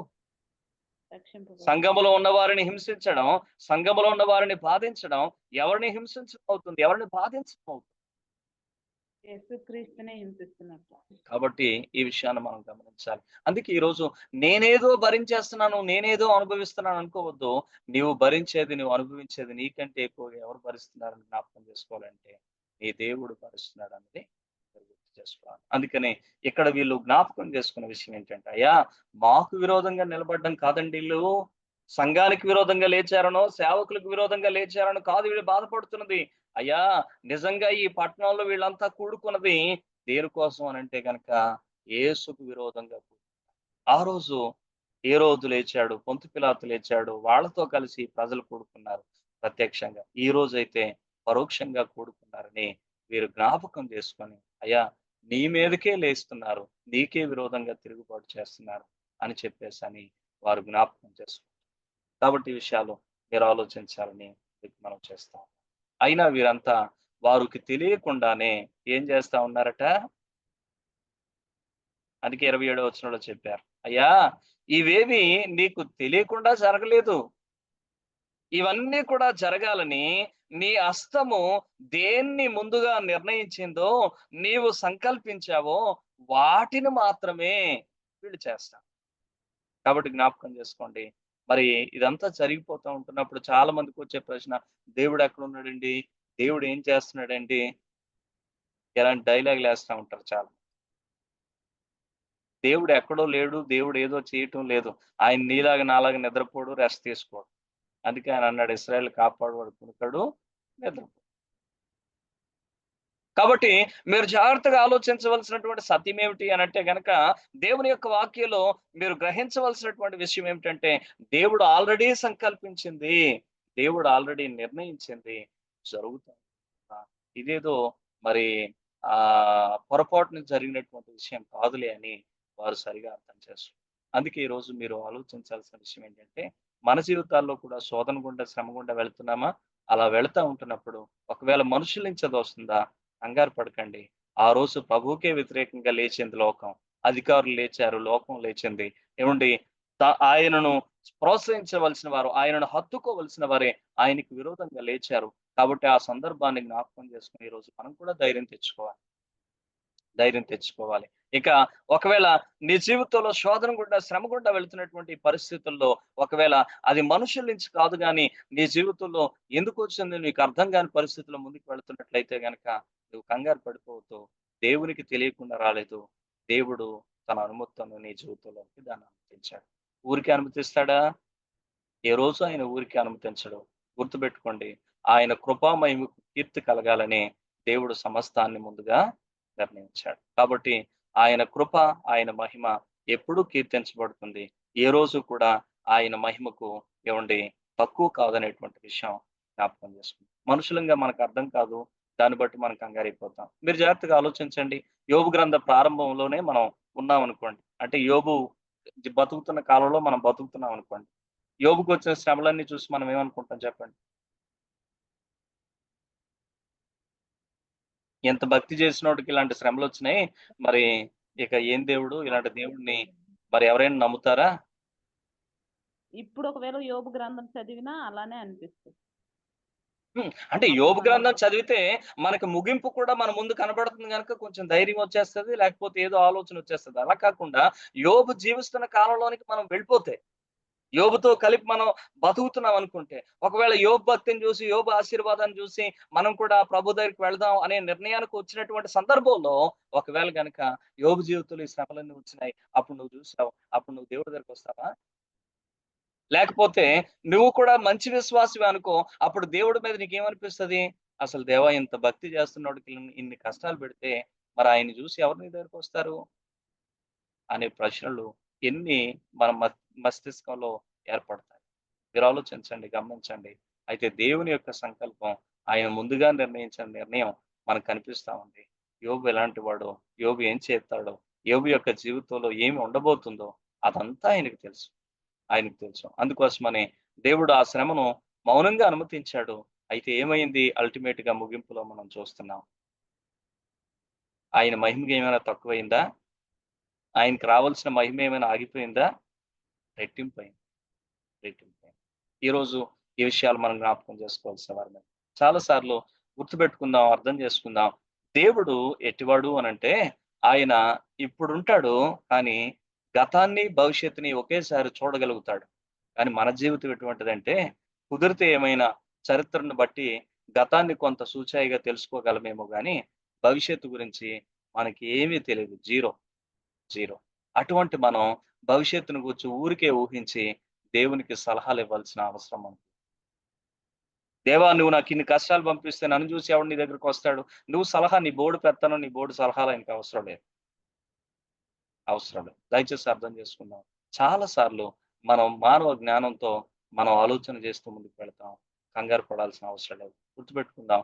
ఎన్నో శ్రమల గుండా వెళ్ళినటువంటి యోసేపు ద్వారా దేవుడికి రావాల్సిన మహిమొచ్చింది. ఏవండీ ఎంతమందికి మేలు జరగాలో అంతమందికి మేలు జరిగింది.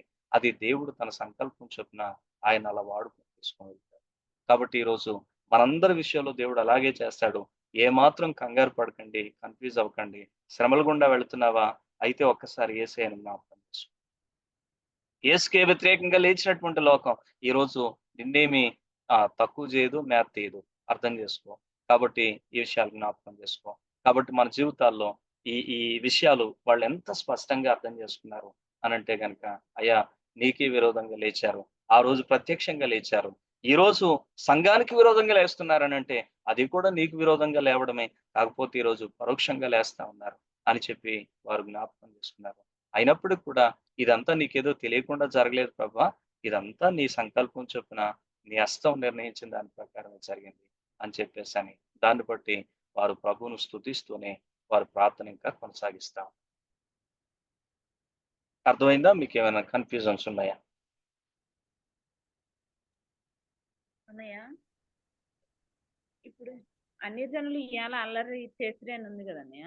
హ్మ్. ఇప్పుడు హ్మ్. ఇది ఇప్పుడు 2వ కీర్తనకి కోట్ చేశారు కదా. హ్మ్. ఇప్పుడు వీళ్ళు ఎదురుగానే చూసారు కదా. అంటే ఆ యేసుక్రీస్తు పడిన శ్రమలు అనేది చూసారు కదా. దావీదు చెప్పిన ఆ కీర్తనని వీళ్ళు జ్ఞాపకం చేసుకోవడానికి ఇక్కడ ఏంటి దాన్ని ఎందుకు కదా? అదే ఇప్పుడు అందుకనే వాళ్ళ వివరణ చాలా క్లియర్‌గా అర్థమైపోతుందిక్కడ. భూరాజులంటే హేరోదని, అధికారులంటే పొంతి పిలాతని, ప్రజలు అనంటే ఇశ్రాయేలీయులు అన్యజనులతో దేవునికి వ్యతిరేకంగా లేచే విషయంలో వారు నిలబడ్డారని, వాళ్ళు చాలా వివరంగా ఈ విషయాలు అర్థం చేసుకునే చెప్తున్నారు. ఇక్కడ అందుకే ఎప్పుడు సరిపోయిందనే హ్మ్. నీ వాయిస్ కట్ ఇక్కడ అయిందమ్మా.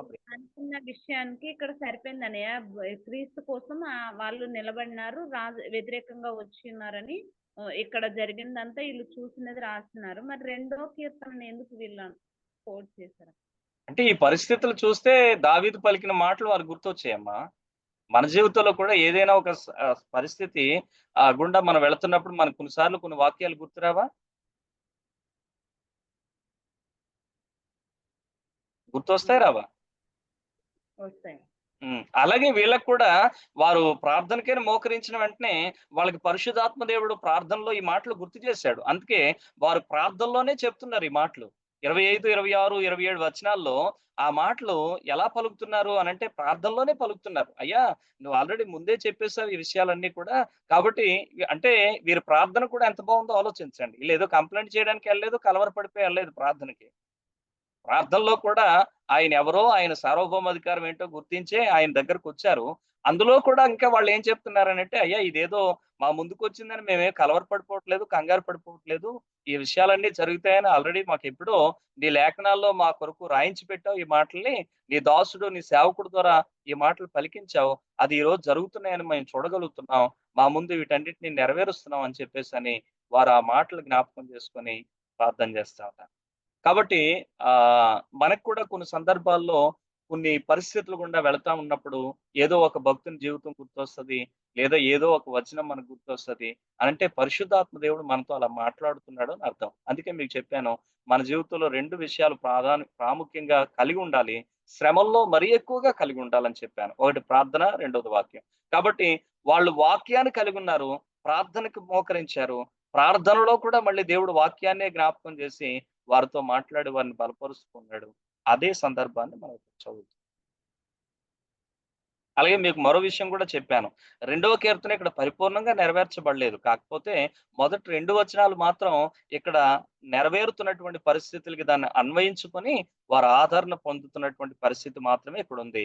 ఇది కంప్లీట్‌గా 2వ కీర్తన అంతా ఎప్పుడు నెరవేర్చబడుతది? మీకు ఆల్రెడీ ప్రకటన గ్రంథం నేర్చుకుంటున్నారు. మీకు అక్కడికి వస్తే చెప్తారు. ఇది భవిష్యత్తులో నెరవేరుతది. 19వ అధ్యాయంలో 12-21 వచనాల్లో భూరాజులందరూ కలుసుకొని దేవునికి వ్యతిరేకంగా మరి వారు కూడుకొని యుద్ధం చేసినప్పుడు అర్మేగిద్దోన్ అనేటువంటి స్థలంలో యుద్ధం జరుగుతది. ఆ యుద్ధం జరిగినప్పుడు ఈ కీర్తన సంపూర్ణంగా నెరవేరుతుంది. సంపూర్ణంగా నెరవేరుతుంది. ఓకే. విషయాలు ఇంకేమైనా ప్రశ్నలు ఉన్నాయా? నీ ప్రశ్నకి ఆన్సర్ వచ్చిందా? అంటే ఎందుకు ఇక్కడ వాళ్ళు అదే అనుకున్నారు అంటే వాళ్ళ ధైర్యం తెచ్చుకోవడం కోసం అక్కడ మాకు ముందుగానే తెలుసు అని వాళ్ళు అర్థమైందని నేను అర్థం చేస్తున్నాను. అదే ఇప్పుడు వాళ్ళు కలవరపడో కంగారు పడో వారు ప్రార్థన చేయటం లేదు. దేవుని సార్వభౌమాధికారం ఎరిగే ఆయన్ని నాదాన్ని సంబోధిస్తూ ప్రార్థన చేస్తున్నారు. అలా వారు ప్రార్థన చేస్తా ఉంటున్నప్పుడు సార్వభౌమాధికారం కలిగినటువంటి ఆ దేవుడు ఆయన జరుగుతున్న పరిణామాలు పరిస్థితులు ఎరగనివాడు కాడని ఆయన సంకల్పమే ఈ రోజు కూడా నెరవేరుతుందని ఆ పరిస్థితులకి ఆ వచనాలు జ్ఞాపకం చేసుకొని మరికొంచెం వారు ప్రార్థనలో కూడా ఆదరణ పొందుతూ ఆ మాటలు పలికారు. తర్వాత వచనాలకు వెళితే మరింతగా మనకు క్లారిటీ అయిపోతుంది. ఓకేనా? ఇంకా ఎవరైనా మాట్లాడతారా?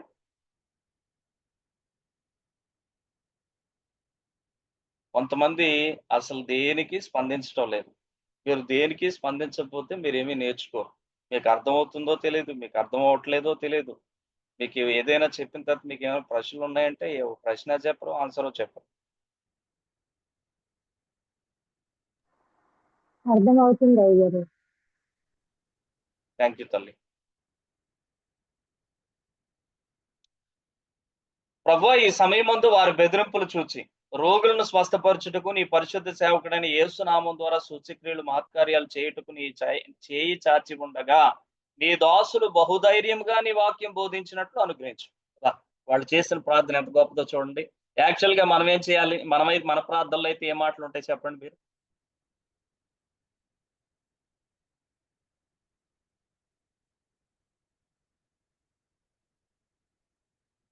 మన ప్రార్థనలు ఉంటే ఏ మాటలు ఉంటాయి చెప్పండి? ఈ సందర్భంలో మనం ఉంటే కనుక ఏం ప్రార్థన చేస్తాం?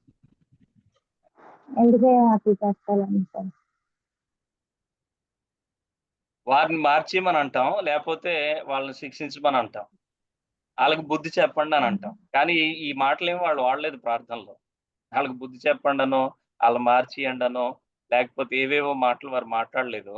వారు చేస్తున్న ప్రార్థన ఏంటంటే ప్రభువా వారి బెదిరింపులు చూసి మేము ఆగిపోకూడదు, ఇంకా నువ్వు అద్భుతాలు చేయాలని, నీ నామం ద్వారా మహత్కార్యాలు చేయాలని నువ్వు చేయి చాపి నిలబడ్డావు. ఇప్పుడు నువ్వు చేయి చాపి ఉండగా నువ్వు నీ కార్యాలు చేస్తూ ఉంటే మేమేం చేయాలి అని అంటే కనుక బహుధైర్యంగా నీ వాక్యాన్ని బోధించినట్లుగా మాకు అనిపించింది. కాబట్టి ఈరోజు ఈ ప్రార్థన చేయాలి. మన జీవితంలో ఈ ప్రార్థన మనకుందా ఆలోచించవలసిన వారమైంటుంది. ఇటువంటి ప్రార్థనలు మన జీవితంలో కలిగి ఉండాలి. మన ముందున్న పరిస్థితులు కలవరపడకండి. గుర్తుపెట్టుకోండి, ఆయన సార్వభౌమ అధికారం కలిగిన దేవుడు. గుర్తుపెట్టుకోండి, ఆయన సమస్తం ఎరిగినటువంటి దేవుడు. ఆయనకు నువ్వు కొత్తగా ఏమీ చెప్పక్కర్లా. నీ పరిస్థితులన్నీ ఎరిగినవాడు, నీ పరిస్థితులన్నీ చూస్తున్నవాడు. ఏమి జరగాలని ఆయన హస్తం ముందుగా సంకల్పించిందో అది నీ జీవితంలో జరుగుతుందని అర్థం చేసుకొని నువ్వు చేయాల్సిన పని ఏంటి అని అంటే కనుక, ప్రభువా ఈ పరిస్థితుల్లో కూడా ధైర్యంగా నీ గురించి సాక్ష్యం ఇచ్చేటట్లుగా నన్ను నిలబెట్టు. ఈరోజు ఇటువంటి ప్రార్థనలో దేవుడు నిజంగా ఎంత ఆనందిస్తాడో కదా. ఈ రోజున మన ప్రార్థనలకి చాలా సార్లు ఏమండి మరి దేవుడు బాధపడుతుంటాడు.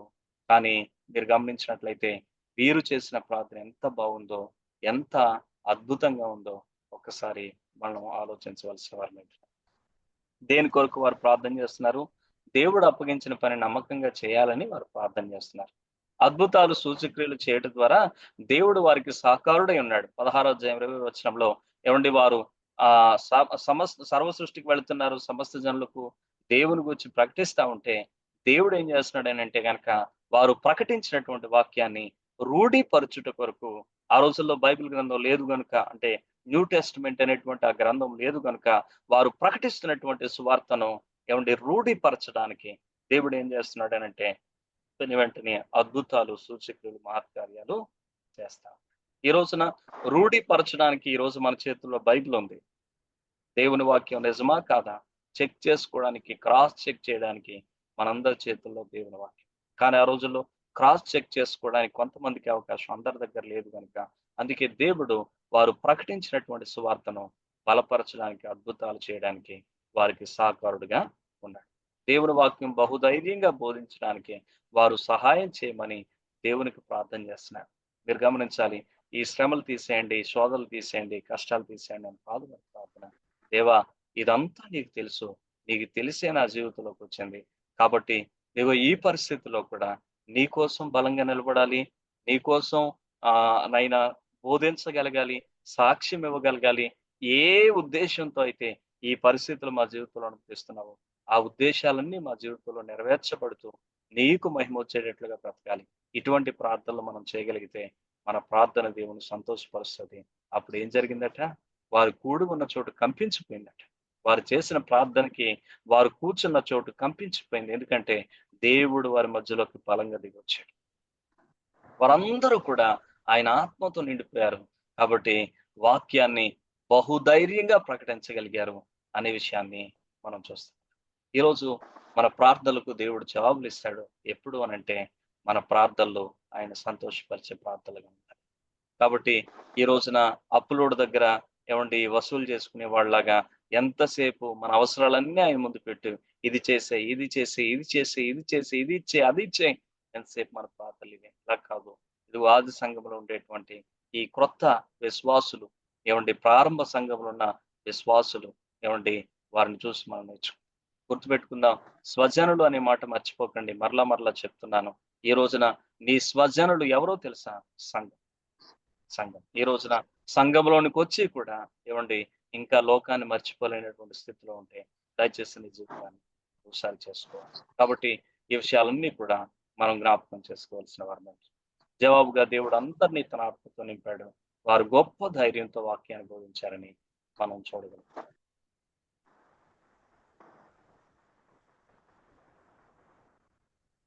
ఈ ప్రార్థనలోని ముఖ్య విషయాలు ఏమిటి?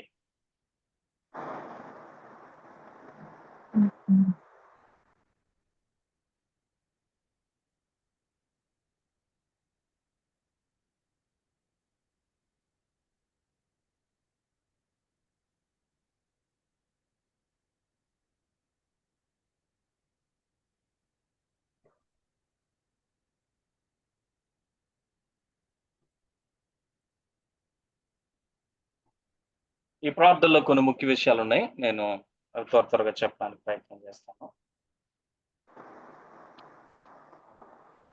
దేవుడు సర్వశక్తిమంతుడని వారు విశ్వసించారు. ఆకాశం భూమి సృష్టికర్తగా సమస్తాన్ని పోషించగలిగినటువంటి శక్తిమంతుడిగా వారు దేవుని గుర్తించారని, దాన్ని బట్టి దేవుని స్తుతించారని మనం ఇక్కడ చాలా స్పష్టంగా చూస్తాం. రెండవదిగా వాక్యమును జ్ఞాపకం చేసుకున్నారు. వీరు తిరుగుబాటు ప్రవచన నెరవేర్పుగానే గుర్తించారు. ఇది అక్షరార్థంగా యేసు విషయంలో అపోస్తలుల విషయంలో జరుగుతుంది. కాబట్టి వాక్యాన్ని జ్ఞాపకం చేసుకున్నారు. దేవుడు ఎంత గొప్పవాడో జ్ఞాపకం చేసుకున్నారు. వాక్యం ఎంత నిజమైనదో కూడా జ్ఞాపకం చేసుకున్నారు. వాస్తవమో జ్ఞాపకం చేసుకున్నారు. మూడవదిగా యేసు ప్రభు వారిని జ్ఞాపకం చేసుకున్నారు. యేసు ఎలా శ్రమలు అనుభవించాడో, ఆ శ్రమలపై విజయాన్ని పొందాడో జ్ఞాపకం చేసుకొని వారు కూడా గొప్ప ఆదరణ పొందారు. మరి ప్రభువు రక్షకుడు అయినటువంటి యేసుక్రీస్తు వారే ఆ శ్రమల గుండా వెళ్ళగలిగినప్పుడు మేము వెళ్ళడంలో ఏముంది వింత అని అనుకున్నారు. కాబట్టి దాన్ని బట్టి వారు గొప్ప ఆదరణ పొందారని చూస్తాం. అలాగే వారు బలహీనతను జ్ఞాపకం చేస్తారు. ఎందుకంటే వారు తమ స్వశక్తి చేత ఏమండి జయం పొందలేరని గుర్తించారు.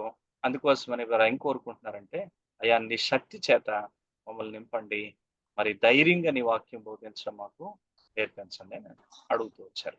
అలాగే పరిశుద్ధాత్మతో శక్తితో నింపబడ్డారు. ఆయన పంపిన పరిశుద్ధాత్మ వారితో సదాకాలం ఉండి వారిని బలపరుస్తున్నాడు. పరిశుద్ధాత్మ శక్తితో దేవుని వాక్యాన్ని మరింత బలంగా ప్రకటించారు. మీకు ఆల్రెడీ మొదటి అధ్యాయం చెప్పినప్పుడు నేను చెప్పాను, 8వ వచనం దగ్గరికి వచ్చినప్పుడు దేవుని ఆత్మను మరి ఆత్మ బాప్తిస్మం గురించి మాట్లాడుతాం. మరి ఆత్మను పొందుకున్నట్టు వేరు, ఆత్మతో నింపబడుట వేరు అనే విషయాన్ని మీకు చాలా క్లియర్ గా చెప్పాను. ఎప్పుడైతే మనం రక్షించబడతామో ఆ సమయంలోనే మనం పరిశుద్ధాత్మ చేత నింపబడిన అనుభవం లేదా పొందిన అనుభవంలోనికి మనం వస్తాం. కానీ ఆ పరిశుద్ధాత్మను పొందుకోవడం లేదా పరిశుద్ధాత్మ బాప్తిస్మం అనేటువంటి అనుభవంలోనికి మనం వస్తాం. కానీ ఆత్మ నింపుదల అనే దానికి వేరొక అర్థం ఉంది. ఏంటి ఆత్మ నింపుదల అంటే, మరి ఒక వ్యక్తి మద్యంతో నిండినప్పుడు మద్యం కంట్రోల్లో ఎలా ఉంటాడో, అలాగే ఆత్మతో నిండినవాడు ఆత్మ కంట్రోల్లో ఉంటాడు. కానీ విచిత్రం ఏంటంటే, ఈ రోజున ఆత్మను మనుషులు కంట్రోల్ చేస్తా ఉన్నారు, మనుషుల్ని ఆత్మ కంట్రోల్ చేయట్లేదు. అది కొంచెం విచిత్రం అనిపిస్తూ ఉంది ఈ రోజుల్లో. కానీ వాస్తవానికి దేవుని యొక్క క్రమం ఏంటంటే, మనం ఆత్మ కంట్రోల్లోనికి వెళ్ళడం, దేవునికి కంప్లీట్ గా మళ్ళీ మనం అప్పగించుకొని, అయ్యా నువ్వు ఎక్కడ ఉండమంటే అక్కడ ఉంటాను, నువ్వు ఎలా నడిపిస్తే అలా నడుస్తాను, నువ్వేం చెప్తే అది చేస్తాను, నీవు నన్ను ఎక్కడ ఉంచితే అక్కడ ఉంటాను, అలా కంప్లీట్ గా ఆయన చిత్తానికి, ఆయన యొక్క ఏమంటే అధికారానికి కంప్లీట్ గా మళ్ళీ మనం లోబరుచుకోవడం, అప్పగించుకోవడం, అది నిజమైనటువంటి ఆత్మ నింపుదల. అయితే విషయం ఏంటంటే, ఒక్కరోజు నువ్వు కంప్లీట్ గా ఆయన చిత్తానికి, ఆయన అధికారానికి, ఆధిపత్యానికి నిన్ను నీవు అప్పగించుకుంటే, లోబడితే, అది ఒక్కరోజు మాత్రమే ఆత్మ నింపుదల కలిగిన అనుభవం.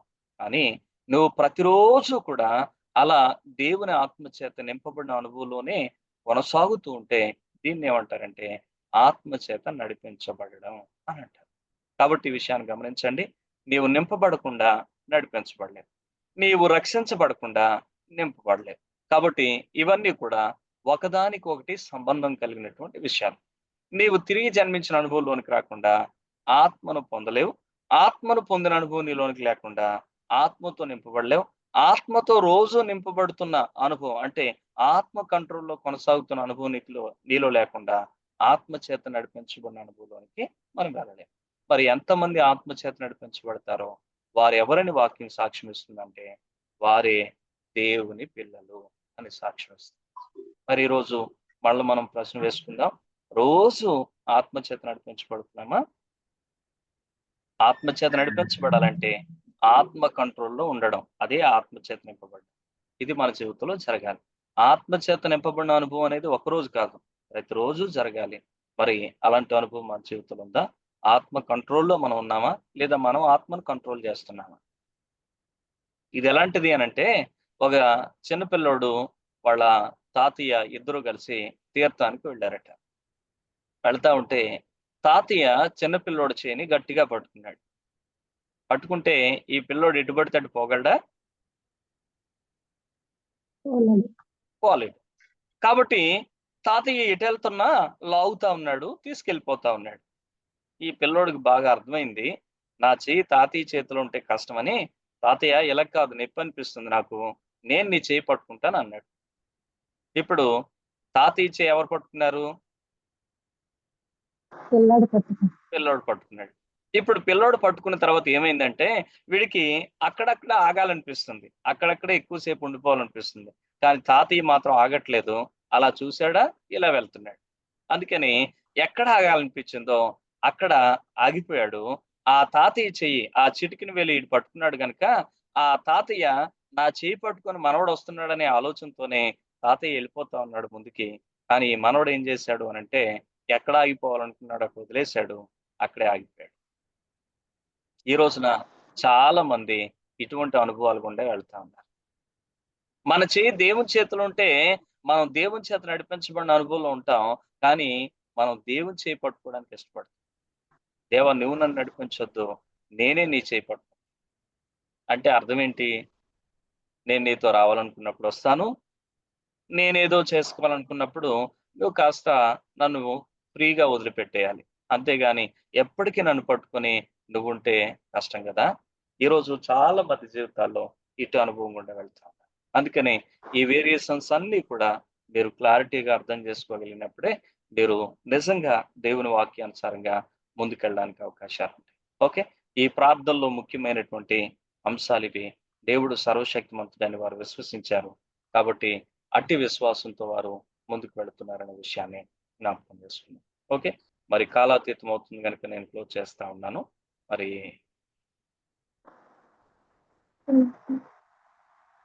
మీరంతా కూడా సమయానికే రాగలిగితే మనకి సమస్య ఉండదు. అని లాస్ట్ స్లైడ్ అట్లా పెట్టండి.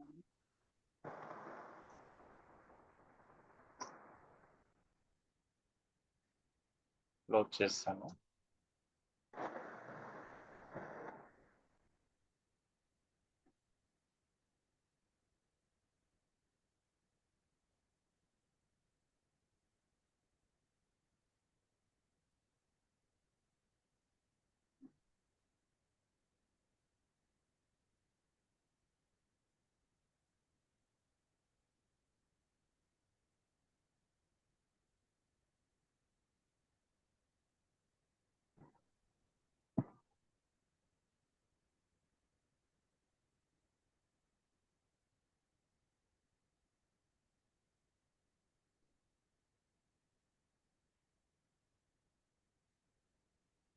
ఓకేనమ్మా.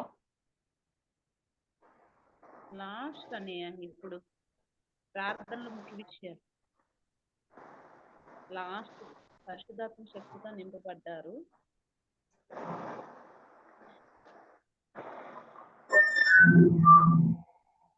ఓకేనా? ఇది కూడా కాదనే లాస్ట్, ఇప్పుడు లాస్ట్ లో చెప్పారు కదా ఈ అదే ప్రార్థనలో అదే ఇప్పుడు చూపించట్లేదు అయ్యా, పెట్టింది ఫస్ట్ డే చూపిస్తుంది.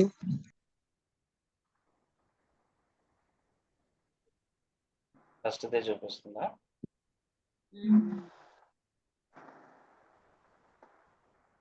లేకుంటే చెప్పేయండి అని అదొక్క మాట. లాస్ట్ ది అని పరిశుద్ధాత్మ శక్తితో నింపబడ్డారు అనే దాన్ని ఇప్పుడు కనిపిస్తుందా? ఇప్పుడు వచ్చింది. ఒక్క నిమిషం.